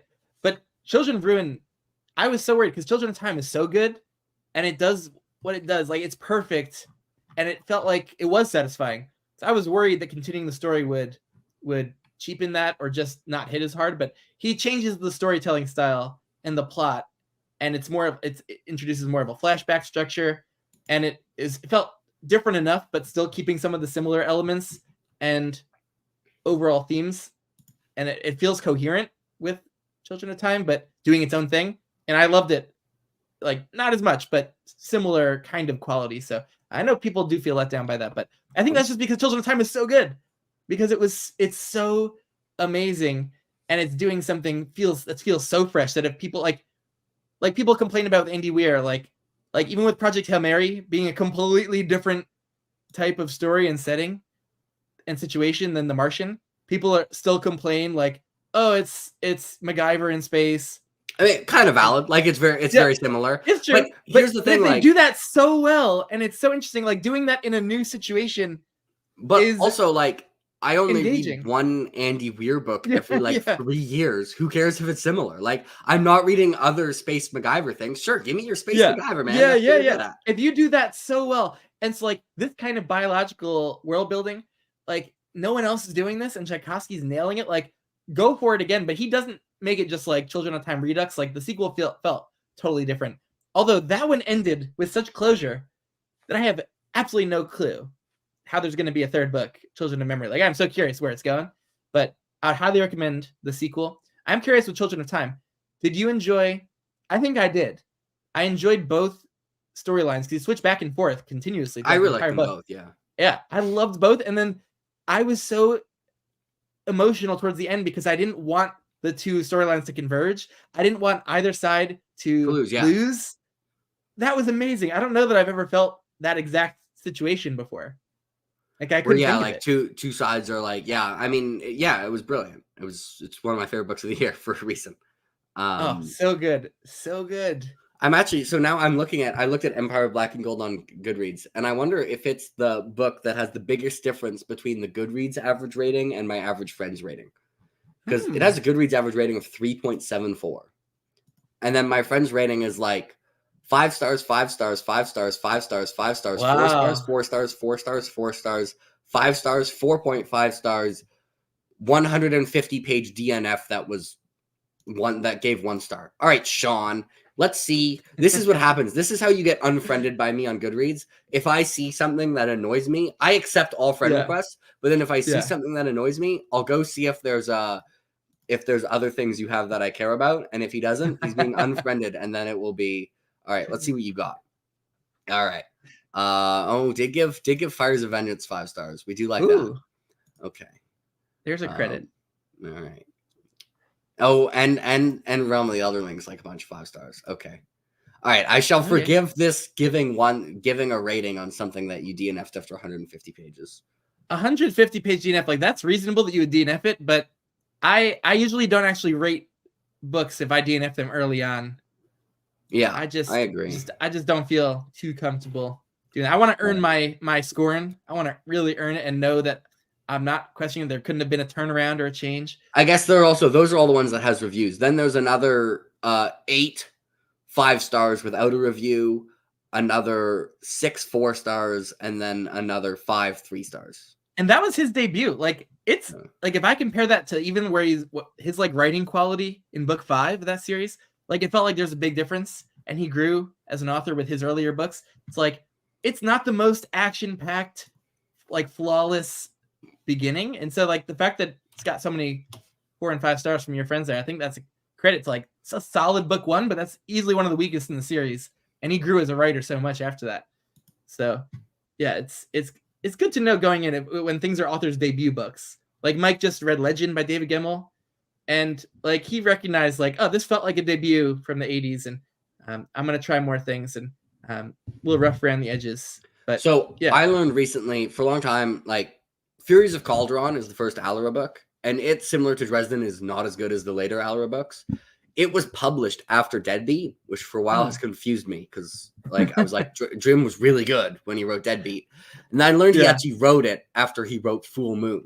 Oh, and it just didn't get published until later. Yeah. So I was like, oh, it's the Full Moon Jim. Oh, okay. So it's actually better than the Dresden version he was writing. Well, I guess it's between because it's in between Full Moon and Grave Peril, and I was like, oh, so that makes a lot more sense. What was he publishing in Dresden when he was publishing towards like the end of Alra? I think like it was on like the Small Favor Jim Butcher books. He had like a streak of like 6 books in 3 years, and I gave all of them 5 stars or something.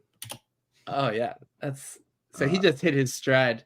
Like I feel like that way some authors just at some point in their like the middle of their writing career just hit some stride. Like Cornwell did it with the Warlord Chronicles in the mid 90s, and then feeding into the earliest Sharp books, like the ones that go back in time to India.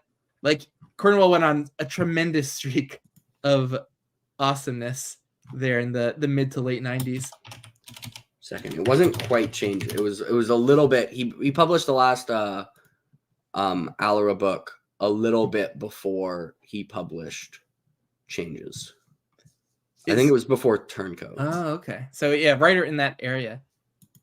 So he was doing Alra kind of between. He was writing Alra between like the time he was writing Full Moon to the later ones. To like Small Favor or something. Oh, okay. Yeah. Interesting. Has Butcher had a miss? Is he batting 1,000? For you, in terms of novels? Well, if you consider that I'm considering 3 stars from all-time favorite authors a miss, then his first book was a miss, and his second book was a miss, and then he hasn't, and his 6th book was a miss, And then since he published Furies of Calderon, which actually I think was Furies of Calderon, then Deadbeat. So then, since then, he's gone Deadbeat through Battleground, all of Alara, and 2 Cinderspire's books. That's, I believe, 18 novels that have all been at least 8 out of 10 for me. So that's the longest ongoing streak by far of any author that I have. Yeah, he published so many books in that streak that like I don't see Ruocchio being able to make it. Like it would take him many years because he writes slower and releases fewer things. Ruocchio's pretty fast. If you count novellas, I guess I don't. He's faster. I also don't count short story collections. But his books are big, and we'll see. I'm so curious what he's gonna do after Sun Eater too. Like I'm curious what Abercrombie's doing right now after First Law. Like an author's second act is something I'm very curious about, how they follow up on such huge like successes that lasted a long time for them in their lives. Yeah, I mean Ruocchio theoretically, I mean he's one of the people who has a chance of catching the 18. It's just going to take a lot of years, and by then it might be more than 18. By then he might have to catch 26. Yeah. Oh my god, I feel like Jim's just reached a point with Dresden where he has such a command on the characters and the world planned out the plotting, and that I can't imagine that. Yeah, Olympian Affair was kind of close. Like I barely gave Olympian Affair 8 out of 10. Probably it's more likely the streak will get broken by a non-Dresden thing, or it just will never get broken.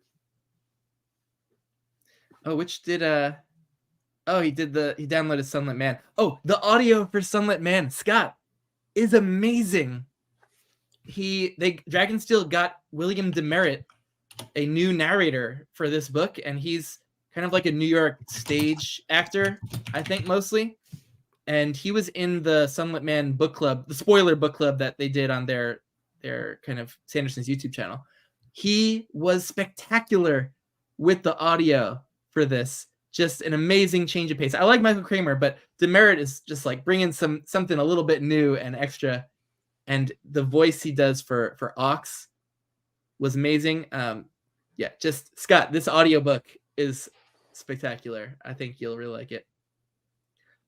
Yeah, just it's great. I can't wait. I'm hoping that Dragonsteel did this to like bring some more like younger narrators into the pipeline, because Michael Kramer's probably not going to be wanting to do this forever. Maybe he will, but if they start using Demerit for more stuff for the Cosmere, it'll be great.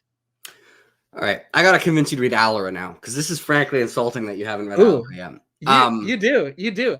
Kate Redding is the narrator. I like it. So like, if I do my hybrid thing, Kate Redding is a strange choice, by the way. Like, yeah. Oh, is it? One issue I have is that they're like, I have different versions of Alara books, but like I have some hardcovers. I wish I had the whole set, because I hate the tall, skinny mass markets. That's what I have. Where are they? You have the tall, skinny ones. Yeah. Oh yeah, they're right. Oh, there. Like, I just don't desire to read. Oh, that one's not as bad. Okay, hold on.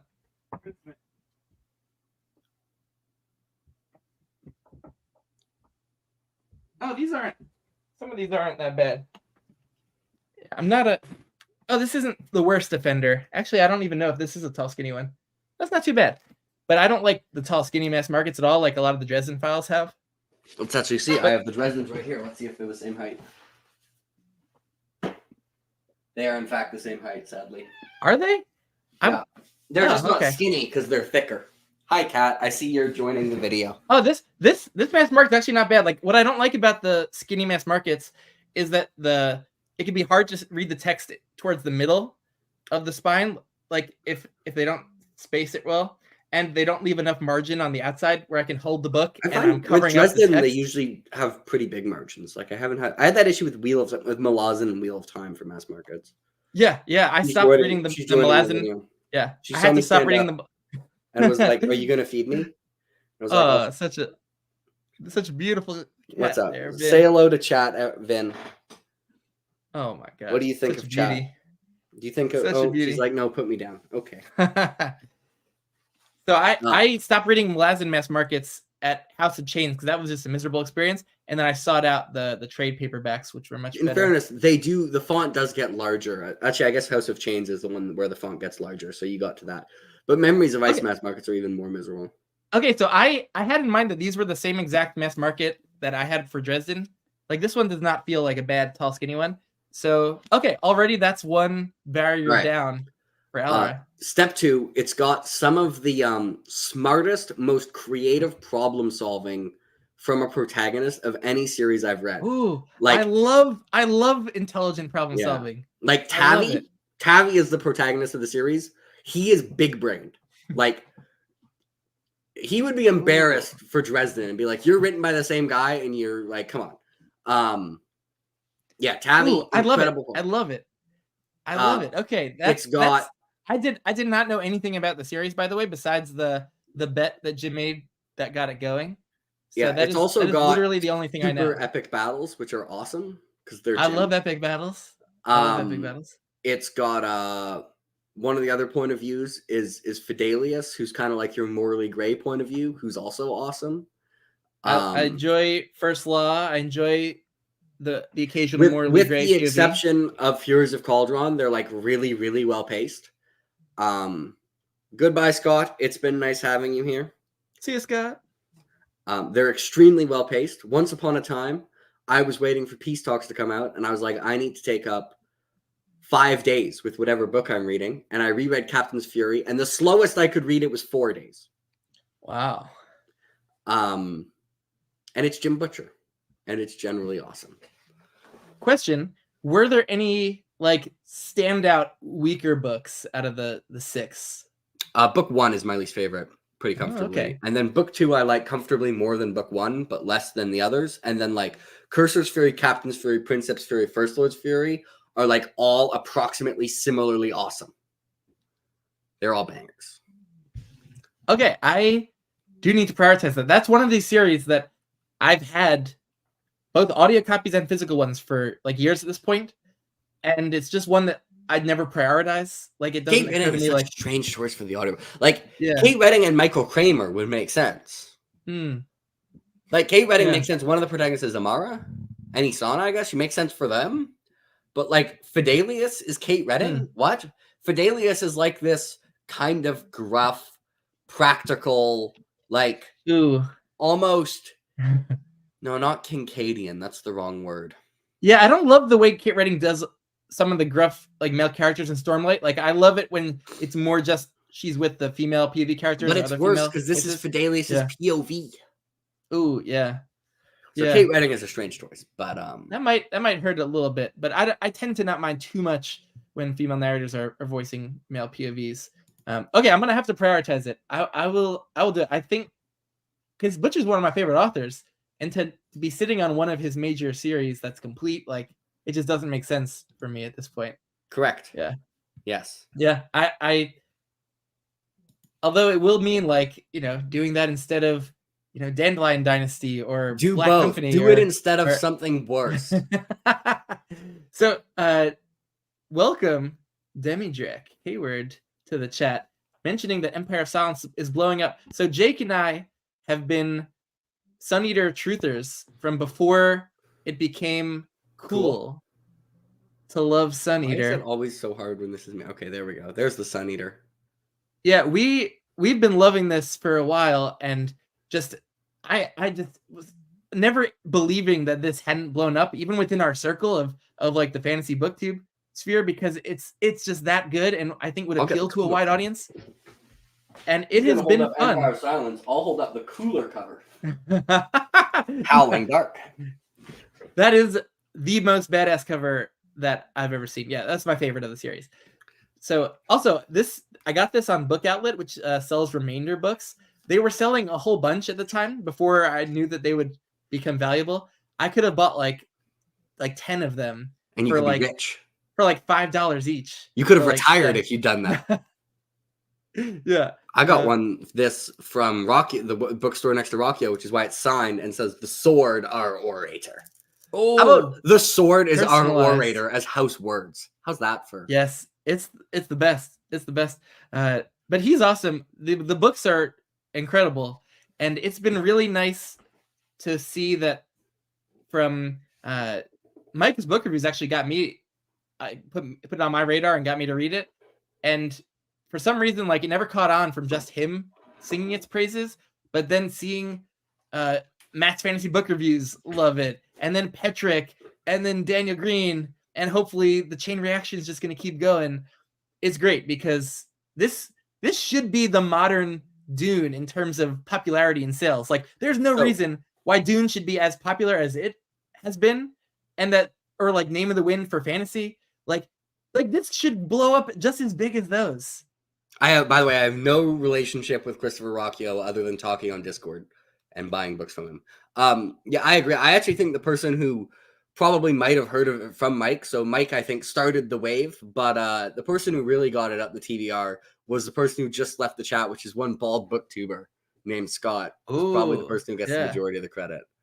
Actually, I have something cool Sun Eater wise. 1 second. I'll be right back. Yeah. I got this at Emerald Con like a year ago. A couple years ago. I forget how many years ago.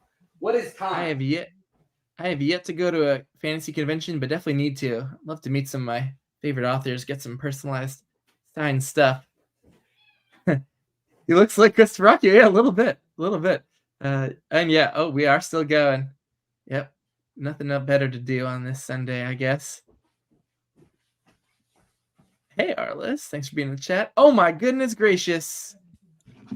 So, that is amazing. Once upon a time, I was at Emerald Con, and there was some dude at one of the conventions with a bunch of Magic the Gathering art, and I saw this, and I was like, wait, are you Kieran? Like, the guy who does the Sun Eater? He was like, yeah, that's me. And I'm like, oh, you did the Sun Eater? Those are so good. And apparently, he wasn't even going to bring this because he figured everyone would just be there for the Magic the Gathering stuff. Wow. And one of the people who works with convinced him to bring it. And that person was very right. So, oh my God, I'm so jealous of that.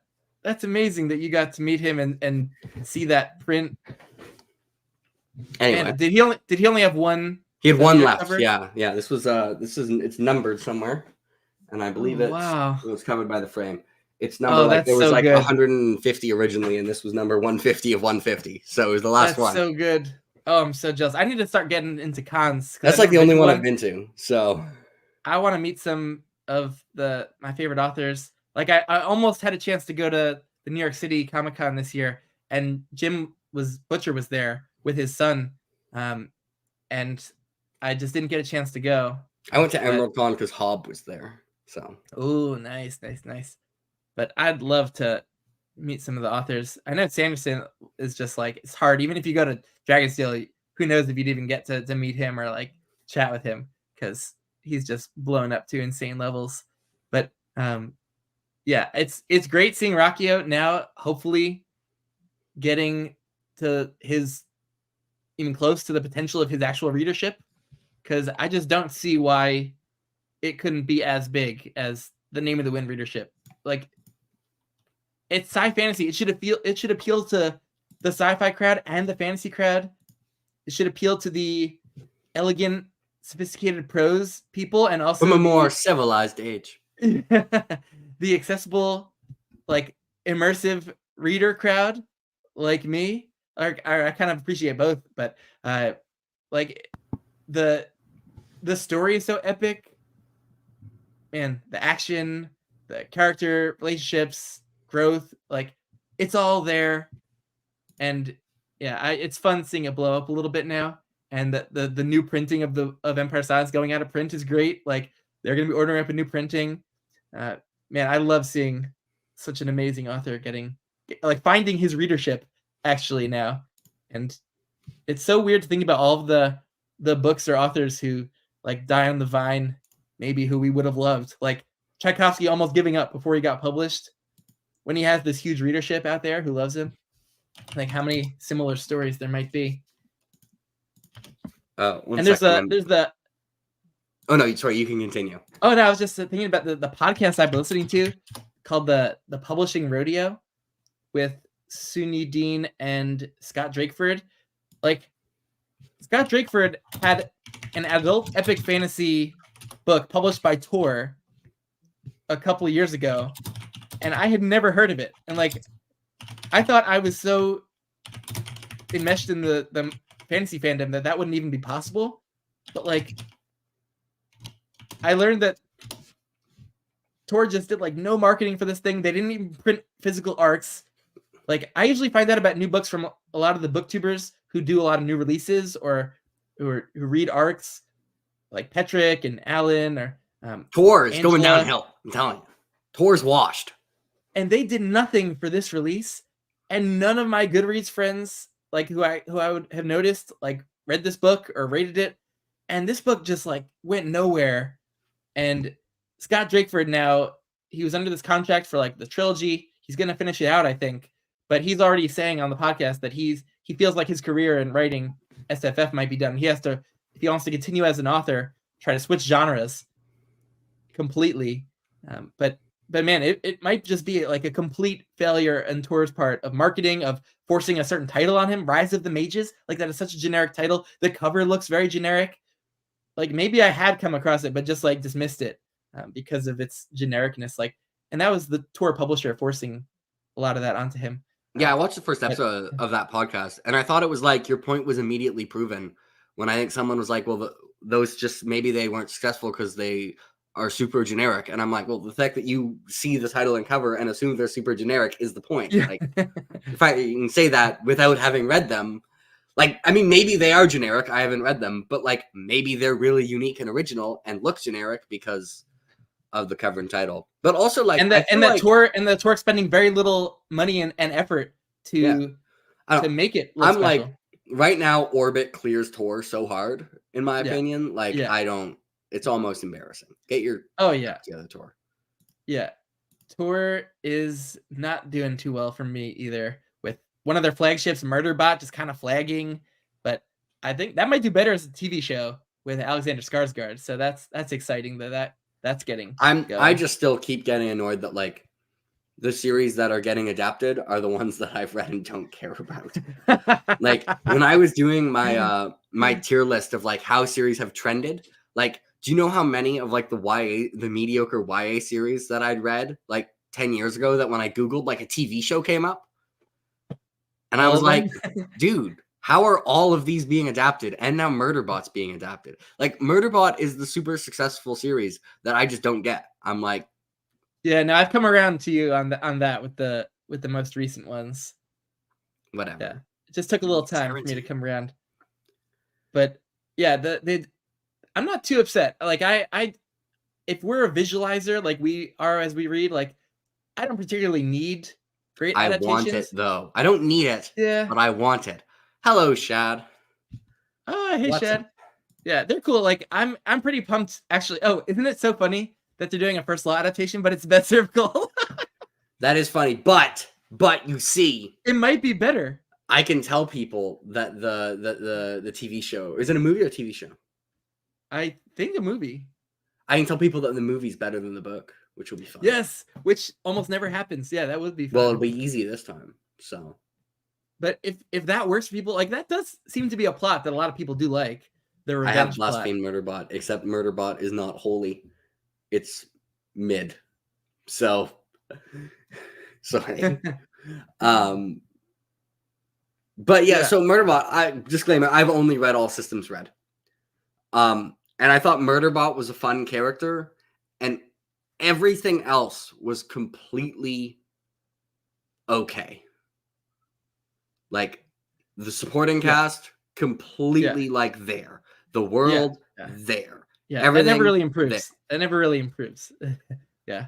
It's a so yeah, I will blaspheme Murderbot, and I will. You're of the Church of Murderbot. Well, the way that have to Wells be tolerant of other churches because I'm on the Church of Murderbot being mid.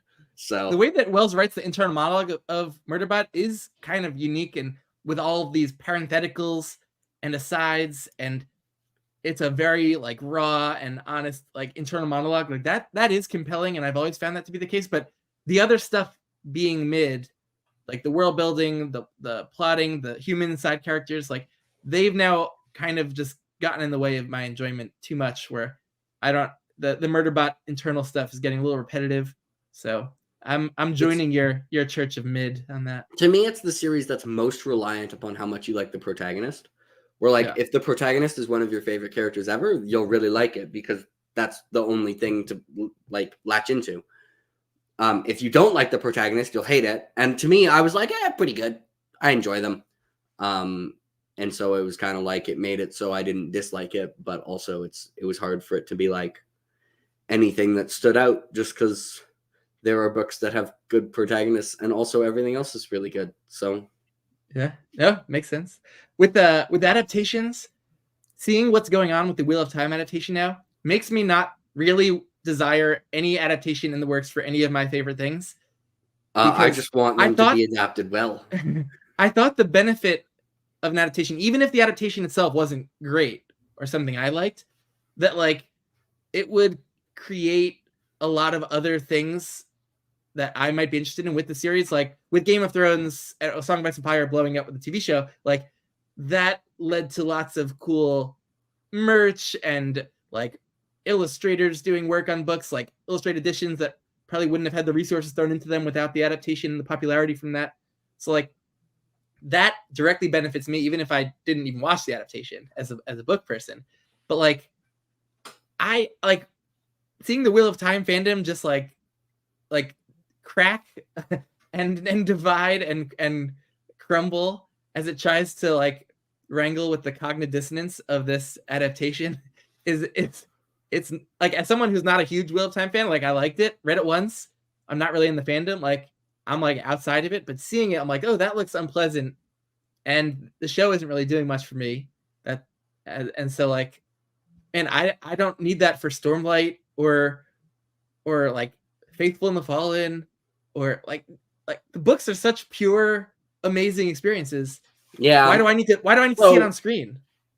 But the thing is, like, when it's on the screen, it's good. It's like, and also then, like, you know how you're trying to get other people to read books you want? Like, it's a lot easier to get people to watch a show. And then, like, I'll have people I can share this story with, you know? That's true. Is Wheel It's a of lot Time easier. doing Like, that? if Like, there was a Lions is of it Our bringing in Small new? show.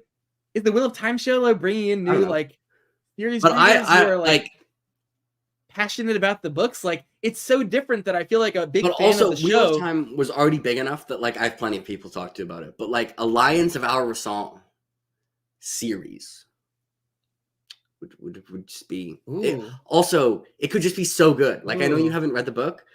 And also, okay, speaking of adaptations, I am on the team for a while. I think we've been fed a false bill of goods on adaptations. People are like, well, it has to adapt it, so it's not going to be the same, and you have to expect changes. Okay, I have to expect changes, but I am more and more as I've now read books that have adaptations. I've read like 3 of them since Wheel of Time became a thing that I'd already seen the movie. The Martian, The Princess Bride, and No Country for Old Men. And do you know what all 3 of those adaptations have in common? They have 2 things in common. You know what they are? 1, they're really good. 2, they follow the source material extremely closely. Yeah. And you know what? I'm on team now. Just follow the source material as close as you realistically can. Make changes where you absolutely have to. And if not, the goal should be to follow the source material. Because you know what? That's what all the, like 90% of the good adaptations are quite faithful. Yeah. There are some adaptations that aren't quite faithful. Be like, what about the Shining movie? I know I haven't read the book for the Shining, but it's the example. It's like, okay, so like non-faithful adaptations are batting like 6%. Faithful adaptations, I feel like, are batting like 90%. So if something worked and built up a fan base, it might have worked for like very intricate reasons about like how all the arcs and character arcs and plot arcs kind of work together and intertwined. And seeing Sanderson critique the Wheel of Time show, like overarching character arcs and plot arcs kind of not cohering, like it makes so much sense. They change little things like they might have thought were little. Yeah. It's like if they have this web of like a bunch of knots and they're just like, oh no, we're only going to pull out this knot. They don't realize it's all one big knot. They pull that knot and everything's because like probably if you're adapting one of these books, the person adapting it should be like, you're probably a worse writer than the person who wrote it. Like just have the humbleness to accept it. Like, if I go get someone to adapt the lines of our song, question 1, who's a better writer, you or Guy Gavriel? If they say them, I'm like, false. They're like, I'm going to improve on it. No, you're not going to improve upon it. Yeah. You're worse. Just do our song and do it well. All right, there's my I'm sick of having to change a bunch of stuff. Change things when you have to change things. Yeah. Not because you can change things. One of the reasons I was so upset that Mistborn movie didn't go forward, and Sanderson mentioned that it came close because he was the writer. Yeah, at least talked if about Sanderson is adapting it, he can change things because Sanderson is as good of a writer as Sanderson. And watching a new version of Mistborn that was like Sanderson canon, at least, was like really exciting for me. And I think seeing that particular setting and like magic system visually would have been super cool. You know what drives me crazy about the Wheel of Time thing? It's not the stuff they have to change, like the big things that change the budget. Fine. You can't do all 14 books.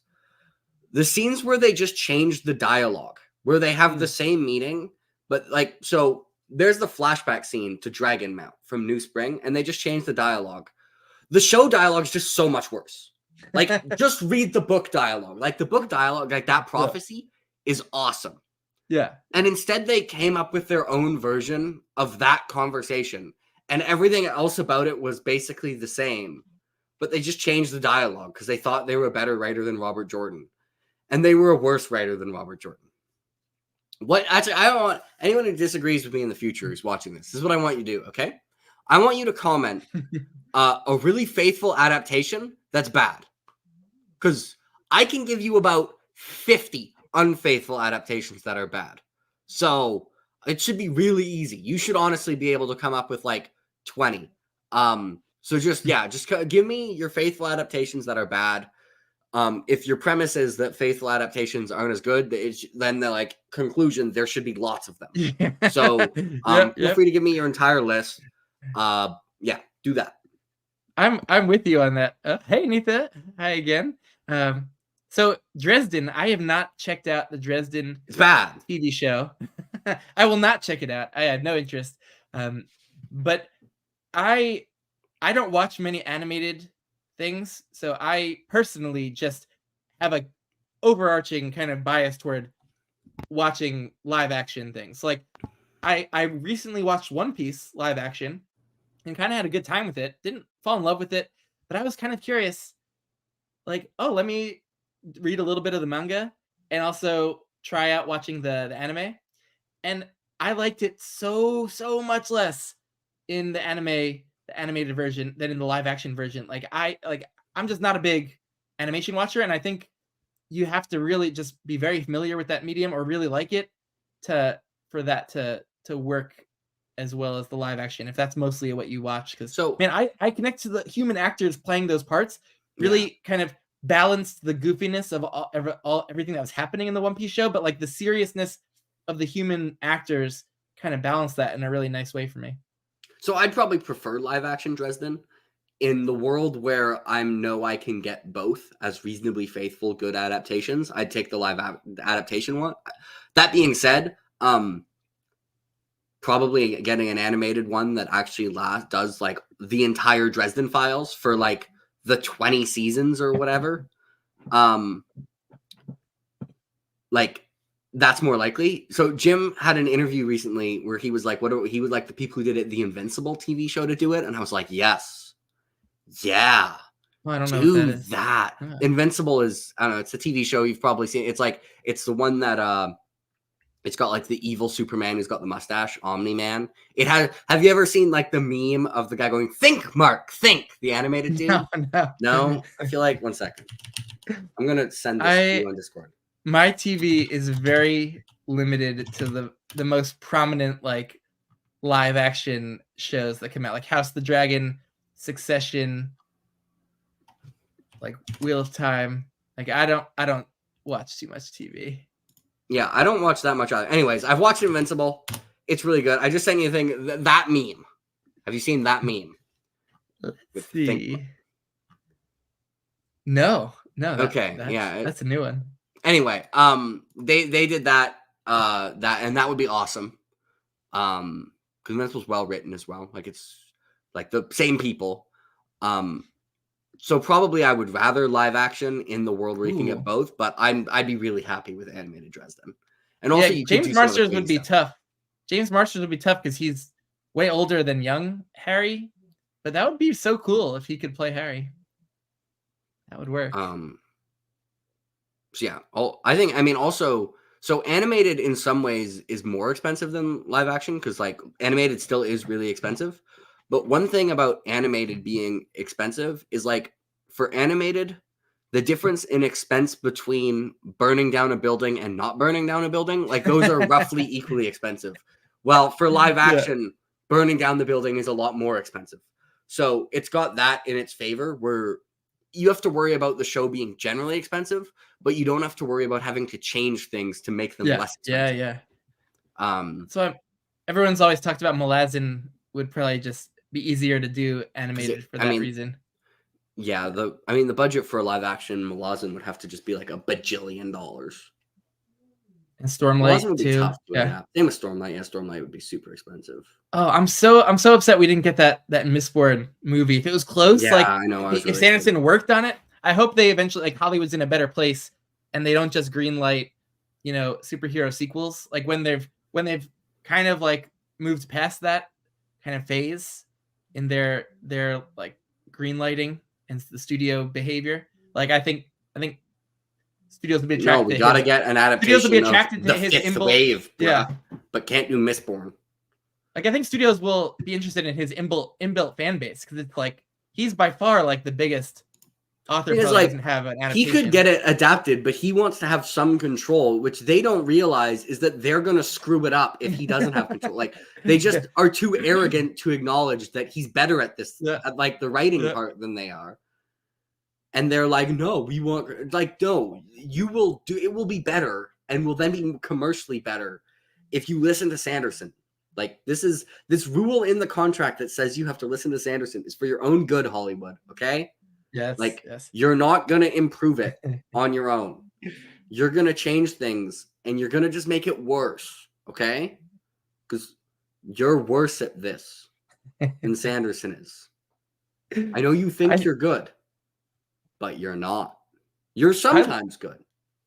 I love when he talks about a little bit like on his streams, like the behind the scenes around this, like that he has very different conversations with Hollywood people than they're used to because they're used to having all the leverage and power. And he's like, I don't need this. I am going to keep creative control. Yeah, like Hollywood was very confused with what to do with someone who didn't want their money. That's a Sanderson line. All right, we got a new question. Welcome to the chat, Alvin. What series do you look forward to starting or finishing the most in 2024? Okay, easy on the finishing one because I am more than halfway through Realm of the Elderlings by Robin Hobb. I am very excited to finish that out with the last 2 Rainwild books and then the final trilogy. So I can't wait to finish that. In terms of starting, I don't usually plan out my TBRs too much, but I think Jake's had me convinced that I might love Codex Alera by Jim Butcher. That one or Dandelion Dynasty. I mean, I like Dandelion Dynasty even more. By Ken Liu. So those are the 2 I'm probably most excited about. And starting Guy Gabriel K too. He doesn't do more standalone big series, but there's only 1 series. Yeah. Well, there's 2 series, but one of them is much better. In my opinion. That's what I'm excited about. Trying there. You absolutely can ask Anitha. So funnily enough, my book of the year is one of the lowest rated books on Goodreads that I've ever read. Wow. So take that Goodreads ratings. And it's if I go red and I sort by Goodreads rating, I think it might be the lowest one that I've read, which is pretty funny. Yeah, 3.44. Forest Mage by Robin Hobb right now is my book of the year. Nice. Ben? Oh, pretty easy. It's been a book of the year since I read it in like January. Book 8 of The Expanse, Tiamat's Wrath. And just was firing on all cylinders. Just you care so much about the main protagonist at this point, and then they're needing to get out of some very sticky situations, which is extremely suspenseful. Just oh, what an amazing penultimate book of that series. And the finale wasn't a big letdown either. It was changed the kind of pacing from this and slowed down a bit before the end. And so, but this one was just like high octane, fast paced kind of roller coaster of a book. So I love that type of book when I'm already so invested in the series. So hey, we got another Allura fan in here. Let's book go. of the year. Let's see. Dandelion Dynasty is written for me. Arliss says, "Yeah, I've always kind of thought I didn't that." answer that. But my answer is the Vorkosigan Saga by Louis McMaster Bujold, which Ooh, is that 80s sci-fi? Is that when she was like I think so. writing that? Yeah, and there's a lot of those too. So if you like that, that's great. You got a ton to dig into. There's going to be a lot of them. Yeah. When are you starting? I don't plan things out that well. It's more of a nebulous, like, this is a priority series for me. So when I'm ready to start something new, then I will. Also, so hopefully before too long. Kite is the best. Great character. Love it. Ooh, Alvin's fan of Codex Alera. Great. Shad is saying book of the year is probably Of War and Ruin by Ryan Cahill or Pillars of the Earth. 2 books I have on the shelf here, ready to be read. Waiting. Oh, I don't have Of War and Ruin. What am I talking about? I have book 1 of Blood and Fire. Here's the Broken Binding nice edition. looking book. Yeah, that's the first ever book that the Broken Binding kind of published themselves, and kind of I think designed and published themselves. It's a gorgeous book. So that one is I'm pretty confident that I'm gonna like the series, which is why I got this special edition before ever reading it. And I like Broken Binding does some cool stuff with the naked hardback too. They got that going on. That's dragon scales, and some nice illustrations in here too. So they're really knocking it out of the park with there's map end papers. I like that. Yeah. But everything I've heard about this series, it's like, throwback to classic fantasy, but with a modern sensibility. Like, I tend to really like that sort of stuff, like Faithful and the Fallen. So I have very high hopes for this series. And I'm pretty confident it's going to be a big hit. So I hope so. I know I have a friend on Discord, Oliver. He's reading Of War and Ruin right now, and it might be his book of the year. Oh, nice. And I love people getting more and more enthusiastic as the books go, too. So, like, as they get bigger and as we get into the series, like, that the best is still yet to come. That's a great feeling. What do we have? Chat saying Dandelion's great. Ariel Ruin, welcome to the chat. Christoph Chalian. Yep. Chalian, nice. Anita, I one buddy read that I have going is The Realm of the Elderlings. That's almost too much for me. Like, I hate having that on kind of a schedule. I would have binged through that whole series like a long, long time ago if I wasn't on kind of a month by month buddy read with live chats for that. So I don't know that I could handle any more buddy reads than one at a time. What did Chad say about? Oh yeah, War of Ruin, Pillars of the Earth, gotta try. And then Arliss starting The Expanse. Let's go! And Shadows of the Apt. Ooh, oh yeah. I mean, I love The Expanse, but it's a very popular series. So seeing people, pick up Shadows of the Apt, which is an underread gem, is always extremely exciting. Man, I just don't think that series has found its readership. Like, I think the Sanderson fandom is like the prime type of readership, like the overlap between Sanderson and Gwyn and Song of Ice and Fire, like people who like those more like accessibly written kind of fantasy epics. The audience is huge, and it's, man, we just have not found. Also, I'm not the one who recommended Sun Eater Daniel Green. I think that was a lot of people. I cannot take credit for that. Yeah, much as I would like. Yeah, Of War and Ruin is a big chunker. I don't know exactly how many pages. Yeah, it's like 1,400 pages, I think. That's a big boy. What did Nita say? Really like that you recommended Shadows of the Apt and Josh's collab video. Yeah, I mean, it's been catching on a little bit more the past couple years since Alan's read along that he had. That was when I first got exposed to it. But it's weird. It's like the title of that series. I'd heard of the title before I even really knew much about the series, and it kind of like threw me off a bit. It intimidated me, like Shadows of the Apt. The sound of that name, it sounded similar to Malazan Book of the Fallen, like a very dense, intense, dark series, but that's not the feel of it at all. And I wonder if that title puts people off. But I think it was Tor UK that published it, and they did, like, I think very little of a marketing push.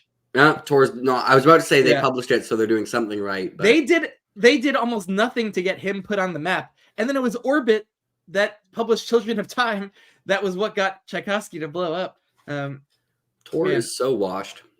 They're past their prime. Alvin finished The Expanse this year too and loved it. Nemesis Games, oh, great book, Nemesis Games. What an amazing like middle book that just turned everything on its head for the series and shake things up and bring new energy I to the read series. book 1 of The Expanse. I should probably like read book 2. I think I don't know how the next few are gonna go, but like once you hit book 5 in Nemesis Games, like the strong is definitely towards the end of the series, but like Nemesis Games amazing, and then the final trilogy just blew me away. But I still like books 3 and 4. They were my least favorite. But did you watch the show of The Expanse? No. Oh, okay. So book 2, I think book 2 could be a big hit for you. We get some new POVs that I think you might really enjoy. So you should definitely continue book 2. I'm gonna finish LPQ. Rogue was here earlier, and I said Rogue will murder me if I don't finish LPQ. High priority for you to move into Expanse book 2, I would say. What is Arla saying for book of the year? The Words of Kings and Prophets. Okay, Sean Lawless, book 2 is that? And Clytemnestra. I don't know who wrote that. And Starter Villain. I don't know, but I've heard of, but I don't know who wrote it. Oh yeah, Scalzi. Yeah.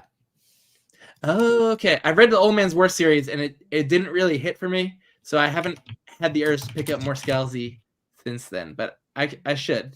Words of Kings and Prophet, like Words of Kings, and I just combined Way of the Way of Kings. Yeah. I'm like, wait, is that just like a bind up of the first 2 Stormlight books? That's a big bind up.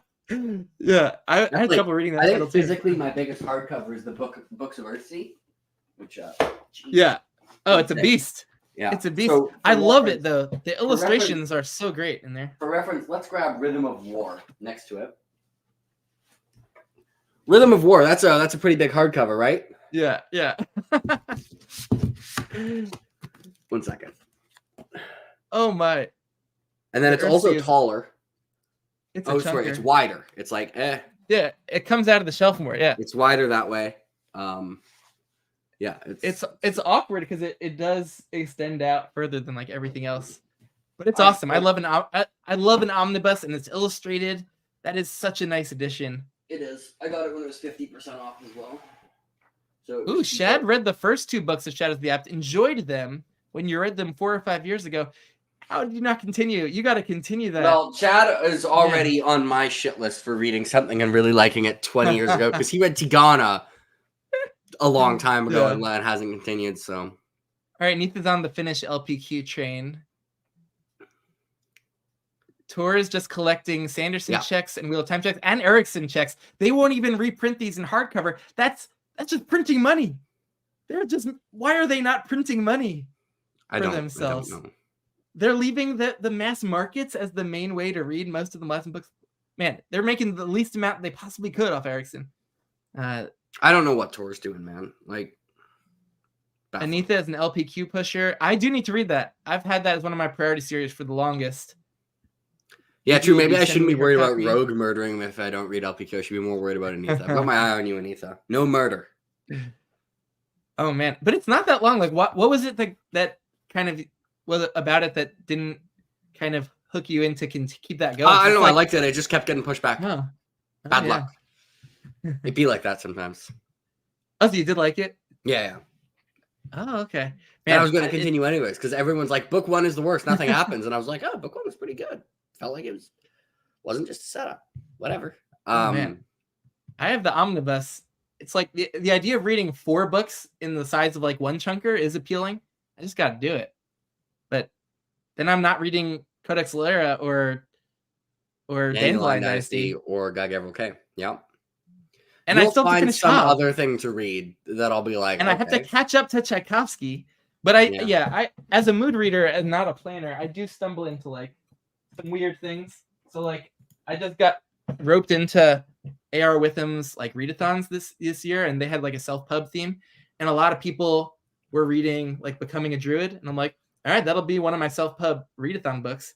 And so that was like I had no plans to slot that in anywhere, and that was 3 books, and that I read this year that just jumped ahead of the line of these priority things I've had on for years. But I had a good time with it. I don't regret it.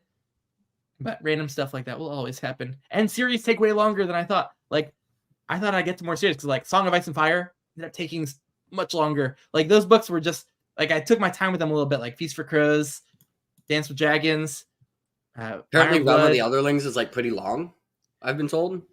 That also, yeah, those Tawny Man books, those were, the live ship books were chunky, but they were so good. I loved every minute of spending with those. What do you think of me loving Dragon Keeper more than Ship of Magic? Isn't it great that I'm loving a Hobb book so much that I could love it more than a great, amazing book?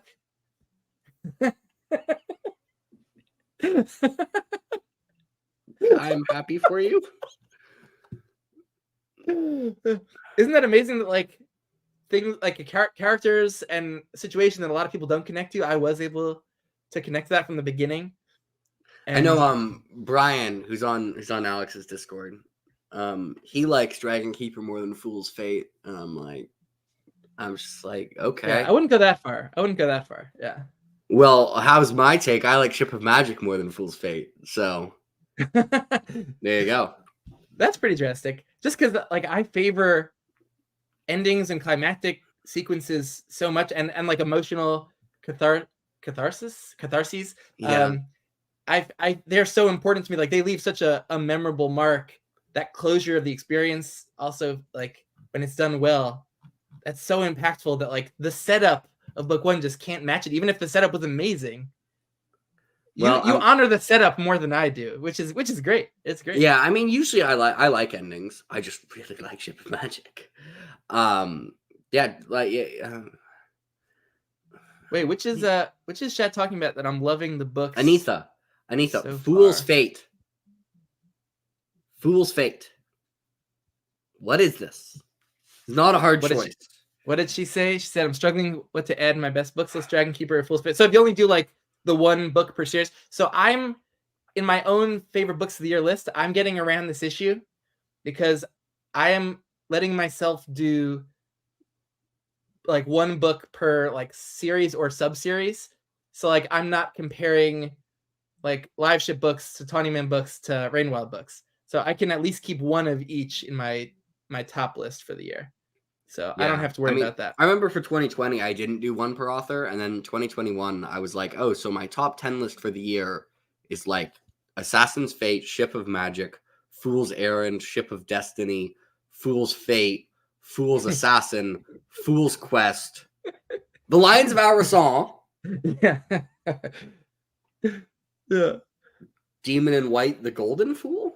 Oh my God. How many books could you, like, amazing books could you read in a year? See, that's what I feel like put you into the like, this little 2021 was a good year. 2022 was good as well. But the 2020, I mean, I ended up just doing one per author. So I just had Assassin's Fate at the end. But like 8 of the 10 books would have been Realm of the Otherlings books. And then the same thing happened last year where it would have been like half K. So yeah. Oh, Shad was mentioning The Wandering Inn. Okay. Yeah. That, I like the idea of trying a series like that, but I need closure. I feel like it's important to me that the idea of never being able to catch up to an author is enough to kind of just scare me away, that, like, even if I love it, I'm gonna not like the idea that I'm never catching up. So that puts me off The Wandering Inn. I think the 2022 top 10 might have been even more stacked after going one per author. Because it was, with no repeats, it was Lord of Emperors, Speaking Bones, Soldiers Live, Kingdoms of Death, Lord of the Rings, Knife of Never Letting Go. Ooh, that's a series that I need to put you. Chaos Walking by Patrick Ness. Allegedly a YA series. It was very confusing because I read it and Daughter of the Moon Goddess, which is allegedly not a YA series, right next to each other.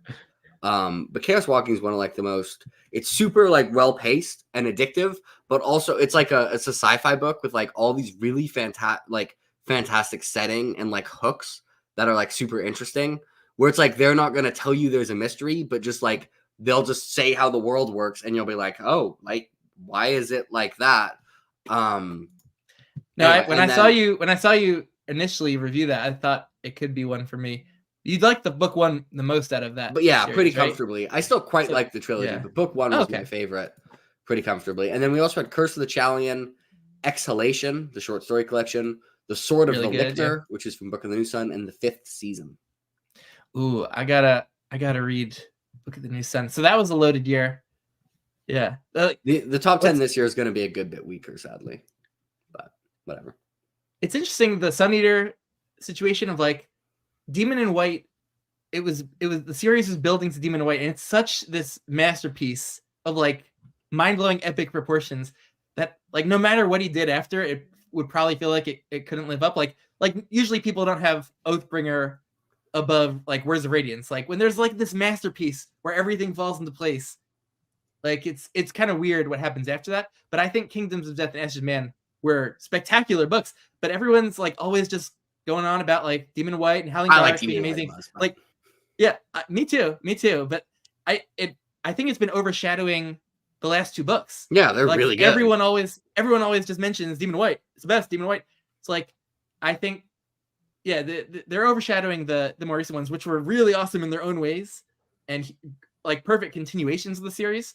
But like following up like that masterpiece was it like nothing was ever gonna live up to Demon in White. Like that was like 4 of the best books I've ever read, all smushed into one amazing book. But yeah, it's weird with I'm hoping somehow that like one like both of the last two could kind of like measure up in most fans' eyes to Demon in White and be like everyone's excited that this is finishing like as strongly as possible or stronger than. But it's hard to imagine because Demon in White was so good and so perfect. Yeah. On the other hand, I actually think Ruocchio has distinctly improved at characterizing like supporting characters. Like I thought Ashes of Man was a better written novel. I just think Demon in White won because Rule of Cool. Yeah. Even the non-cool parts were so impactful for me. Like when they were just chilling on the tropical island and taking a vacation, like that whole sequence was so compelling. And like everything from the quiet sequences to the action to the political conversations, like it was so good in Demon in White. So yeah, the publishers have put Daughter of the Moon Goddess in the not YA section. Don't ask me why; it's baffling. I'm saying it chat, but yes, I mean, Demon in White, I think is it's hard to But it overshadows. Like same thing happens in Stormlight when people's favorite is not like the last book, and there's an earlier book. Like it's weird. Like I wish they didn't overshadow the later books as much that are still so good. Yeah, I guess. I'm trying to think like but like here with Hobb, it's interesting because there's a later series that almost universally people say is like I don't the know worst. How but with Rainwild, like she's saying it's brilliant, totally agree. Like I am somewhat confused that like the Realm of the Elderling superfans like don't just view Rainwild as just a continuation of the awesomeness. Like that's what it was for me. Didn't enjoy it as much. yeah. If I am like you, where I don't make very intellectual judgments on my enjoyment of the book. Like I go based on more objective factors, like how gripped was I to the page? Like when I wasn't reading, how much do I just want to be thinking about reading this book, or like what physical, emotional reactions am I feeling? Like I go by kind of those like objective measures about myself to figure out how much I love a book. Yeah, I mean, I think Dragon Keeper, like the characters are very distinctive. I think I just don't think they're as interesting as the other ones. It's a Hobb book, so you don't expect fast pacing, but I think even for a Hobb book, like the pacing is pretty glacial. So for Dragon Keeper and Dragon Haven? I mean Dragon Keeper, yeah. I mean oh my god, that's crazy. I would consider that one of the fastest paced Hobb books. Like there's the establishing kind of scenes in the beginning in like one location, and then the plot moves on the journey where it's going pretty quickly, and then lots of like important stuff is continually happening. I don't know. It felt way faster paced. I feel like it's just like Fool's Errand it's like the obvious continuation of the premise happens, but not that much. I don't know.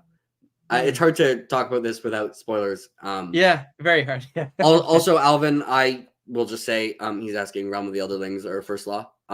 I mean, I like Realm of the Elderlings a lot more. It's my favorite series of all time. So I'm going to say Realm of the Elderlings because it's my favorite series of all time. I really like the First Law. It's made its way onto my bookshelf. We got it right there and also right there. But yeah, I mean, Realm of the Elderlings is my favorite series of all time. So it might not. It has a very like unique voice and sensibility to it. Like it definitely just might not be for you, and that's okay. But I would say the Blade itself is so different than than the future books because it is so much just setup. Yeah, that it does feel different. like it's worth trying, like yeah. continuing First Law to get when more plot happens. But I think if you get through definitely book 2, like where a lot more stuff happens, things pay off, plots, come to fruition, like there's more action. That's more representative of what future books are like. So I think it's hard to say just from Blade itself because that's so different than the rest. But it's also weird because I would usually say if you're not into it, kind of from like the whole first book, then you might not just be vibing with like the author's kind of sensibility, their way of viewing the world or humanity and presenting that, and their voice and the particular characters and this world building. Like if it's not clicking by the end of the first book, it might not ever click. But it's hard to say with a book that's so different as a first book. But I love them both too. No, I just like randomly looked at your review of Dragon Keeper, and I just think it's funny to be like my favorite of the book 1 in Realm of the Elderlings because like 2 of the other book 1 in Realm of the Elderlings make up like 2 of my 4 favorite books of all time. Yeah, like the other in live ship, Assassin's Apprentice is weird. Like Farseer Royal Assassin was pretty clearly my favorite of the 3, book 2. Same. But with the others, like Live Ship and Tawny Man followed a similar trajectory where it's just like one big long story broken up into 3 volumes, and book 1 is doing pretty heavy setup, and then we're progressing that through book 2 and paying it off like amazingly in book 3. So it's just my bias towards, I think, loving the more of the payoff rather than the setup. Also, if you bring up Aerial Ruins, I will say you technically can start with Live Ship, but if your main issue with is that you found the magic a bit underwhelming, Live Ship is probably not going to correct that because it like Royal Assassin goes more into magic than Live Ship. Live Ship is very low on magic, other than the ships being alive, which I guess is magic. So you technically you can start with Live Ship. It then means if you want to continue, you kind of have to go back and then do like 6 straight Fitz books. Yeah. And you do miss some things in Live Ship, but they're pretty minor. So you can, but with your specific criticism, like you're probably better off with Royal Assassin than you are with Ship of Magic. Could you theoretically, if you didn't click with the first person POV, the Fitz books, you could theoretically probably go from Live Ship to Rainwild, since that they serve as kind of a sequel series. I was kind of like thinking it's like if he likes the prose dialogue character work in Farseer, but just it's the magic a bit underwhelming. Like I don't know if Live Ship is gonna change that. Oh yeah, Royal Assassin, I think, is more likely to address your criticism than Live Ship. So you can, but I based on that specific reasoning, I don't think you should. Yeah, no, if you want more just magic present, more of that just like high fantasy feel, that and yeah, nowhere in Realm of the Elderlings is that probably gonna hit the way you want it.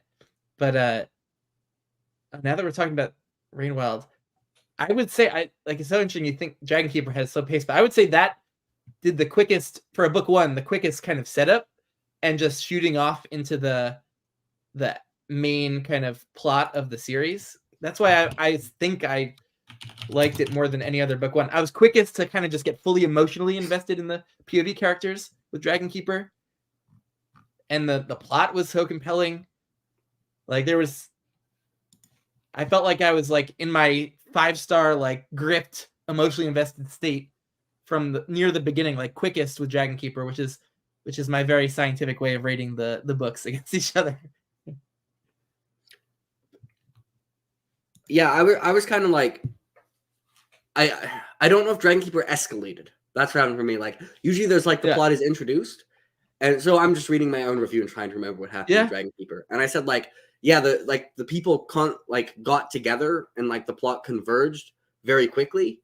And then I waited for it to like escalate. And I found in Dragon Keeper it just didn't. Like it just kept kind of chugging along.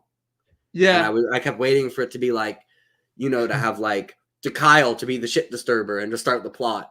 Or for like, you know, for Fitz to become an assassin. But Kind of. I liked it. I liked it that there wasn't like a nefarious kind of evil force like stirring the pot early on in that book. That it was just giving it time for like the group of like teenagers to kind of like figure their stuff out, and for the adult POVs to kind of like be working on their internal kind of development and conflicts. And like I really liked that once the plot got moving, I was already invested in these characters, and then it's like really settling in for like classic Hobb, deep like introspection and messy character interaction, character work. Like the chugging along was I was already invested, and so I was like happy to chug along in the Rain Wilds, like with this really cool setting. And there was like, you know, tension and dangerous stuff all around because of the setting, and some of the things that we know are like kind of on the horizon as possibly bad things. And so like there was tension, and it was almost like for a while a bit of like messy cozy fantasy, which I really liked. I can see that. Also, by the way, Matt just came up with the take of the best character in Dragon Keeper is the Tozy. The best original character in the Rain Wilds is the Tozy. I love the Tozy. Yeah. Those chapter epigraphs are. Oh my god, I loved the epigraphs and that slow build of that like plot. They're the best Hobb epigraphs. I will give them that. Oh, they're fantastic. Love them. But like Ship of Magic, if we have to contrast it, like the presence of two extremely like hateable characters, like Kyle and Kenneth, like they make that read much more uncomfortable than Dragon Keeper ever was.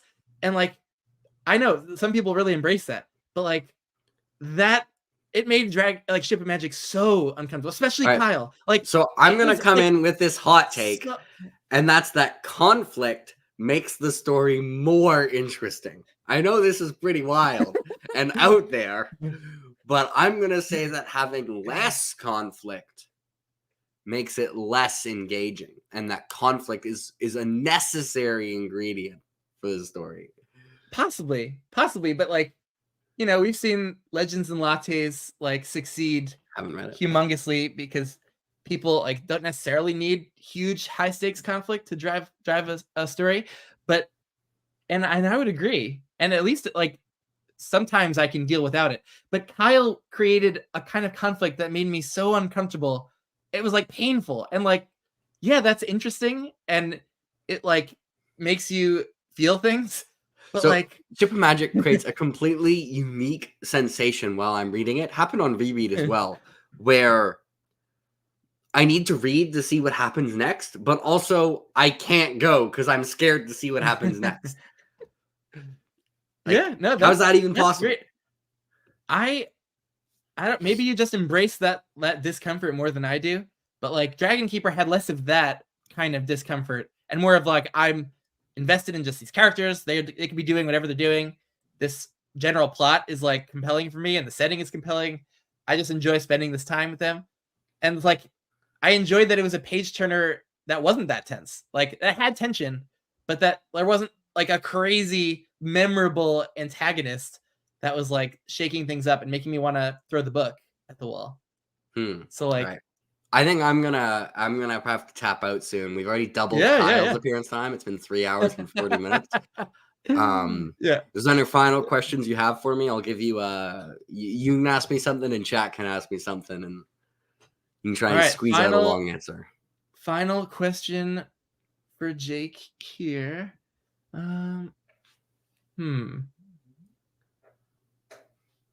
Okay, have we got through all your prep?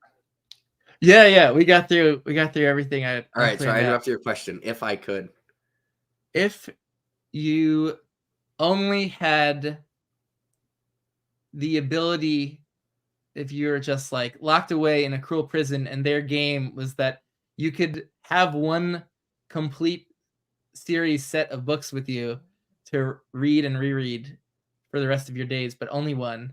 Realm of the Elden Ring. What would you choose? Ooh.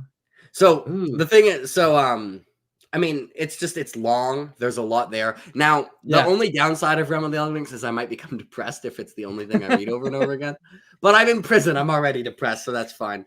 And you've already reread Dresden enough where you could kind of like Yeah, replay I've that. already reread Dresden and Stormlight a lot. I mean, the funny thing is, like, if you give me 4 authors, it's legitimately like not even hard. I'll just be like Sanderson, Butcher, Hobb, GGK, and like honestly, I could reread those 4 forever. I'd be kind of sad about not being able to be able to reread Sun Eater or the Dandelion Dynasty. I'd be like, yeah, I'm not super happy about that. But I would just contently alternate between Jim Butcher, Brandon Sanderson, Guy Gavriel Kay, and Robin Hobb forever, and I would be totally fine. Even with only Realm of the Otherlings, I'd probably like I'd keep reading them and have a good time for a long time. It's just like they're so long, there's so much there, and I've only read most of them once. I didn't even consider Dresden because I've already read it so many times. Same with Stormlight. There's also only 4 of them. Dresden's also not over, and then Guy Gavriel Kay doesn't really have series, so it's like Okay, I would say for GGK it would be his entire oeuvre. Still probably take. I mean that would be second, but I'd still take. Yeah. If Stormlight were complete, I'd probably that could work its way into contention. Or if Sun Eater were complete, like if I had to answer that, if Sun Eater were complete, there's a good chance that I would choose to go into that cell with Sun Eater. Yeah, it's kind of funny because like I've had people ask like, who are your author like fantasy Mount Rushmore, and Mount Rushmore means 4 people, which makes it super easy for me. Like if you make it 3, it's really hard. And if you make it 5, it's really hard. But if it's 4, I'm just like Hobb, GGK, Butcher, Sanderson. Let's go. Ooh, okay. I think my Mount Rushmore is pretty easy too. Could you guess mine? 4? I think probably also Butcher and Sanderson. Yeah. And then Tchaikovsky. Yeah. And Gwyn? No, maybe close. He'd Cornwell? probably be right on the outside with Cornwell looking in. Cornwell, okay. Oh, are they both on the outside looking They're in? both right on the outside looking in at the Mount Rushmore longingly. Okay. They should be there. In. Not a trick question. Abercrombie? Close. He's in the Gwyn group. Okay. For sure. I'm forgetting someone. So it's Sanderson, Gwyn. No, what is it? Sanderson, Butcher, Tchaikovsky. Yeah. Not your question. We've talked about this person many times today. Ruocchio. Yeah. Ruocchio, yeah. What about Sunny? The same with you, where if I expand it to 5 would be really tough. Yeah, 5's really tough because I have to choose between Liu and Ruocchio. Like there's only 2. Yeah. 6 is easy again. 6 is easy. Then I add Liu and Ruocchio and we move on with our life. But like I have a nice set right outside the top 4, like Abercrombie and Gwyn, Cornwell sitting on this shelf. Like this is a real favorite shelf. So and if we go to 7, Gurm over here. Oh yeah, 7 I think would include those 3 would be the next. 7, I don't know who the 7th would be. Could be Erikson. It could be Cook. It could be Abercrombie. Ooh. I want to read more Abraham solo stuff because like I don't know how to count Abraham because I love the Expanse, but that's like a dual thing. So James S.A. Corey as an entity is weird. But the Rushmore's super easy. Yeah. It's like McCammon, I do want to try McCammon. Like Swan Song I want to give that one a read. And it's like you've already read The Stand, but I haven't read The Stand. It's like Swan Song could be like me reading a similar apocalyptic.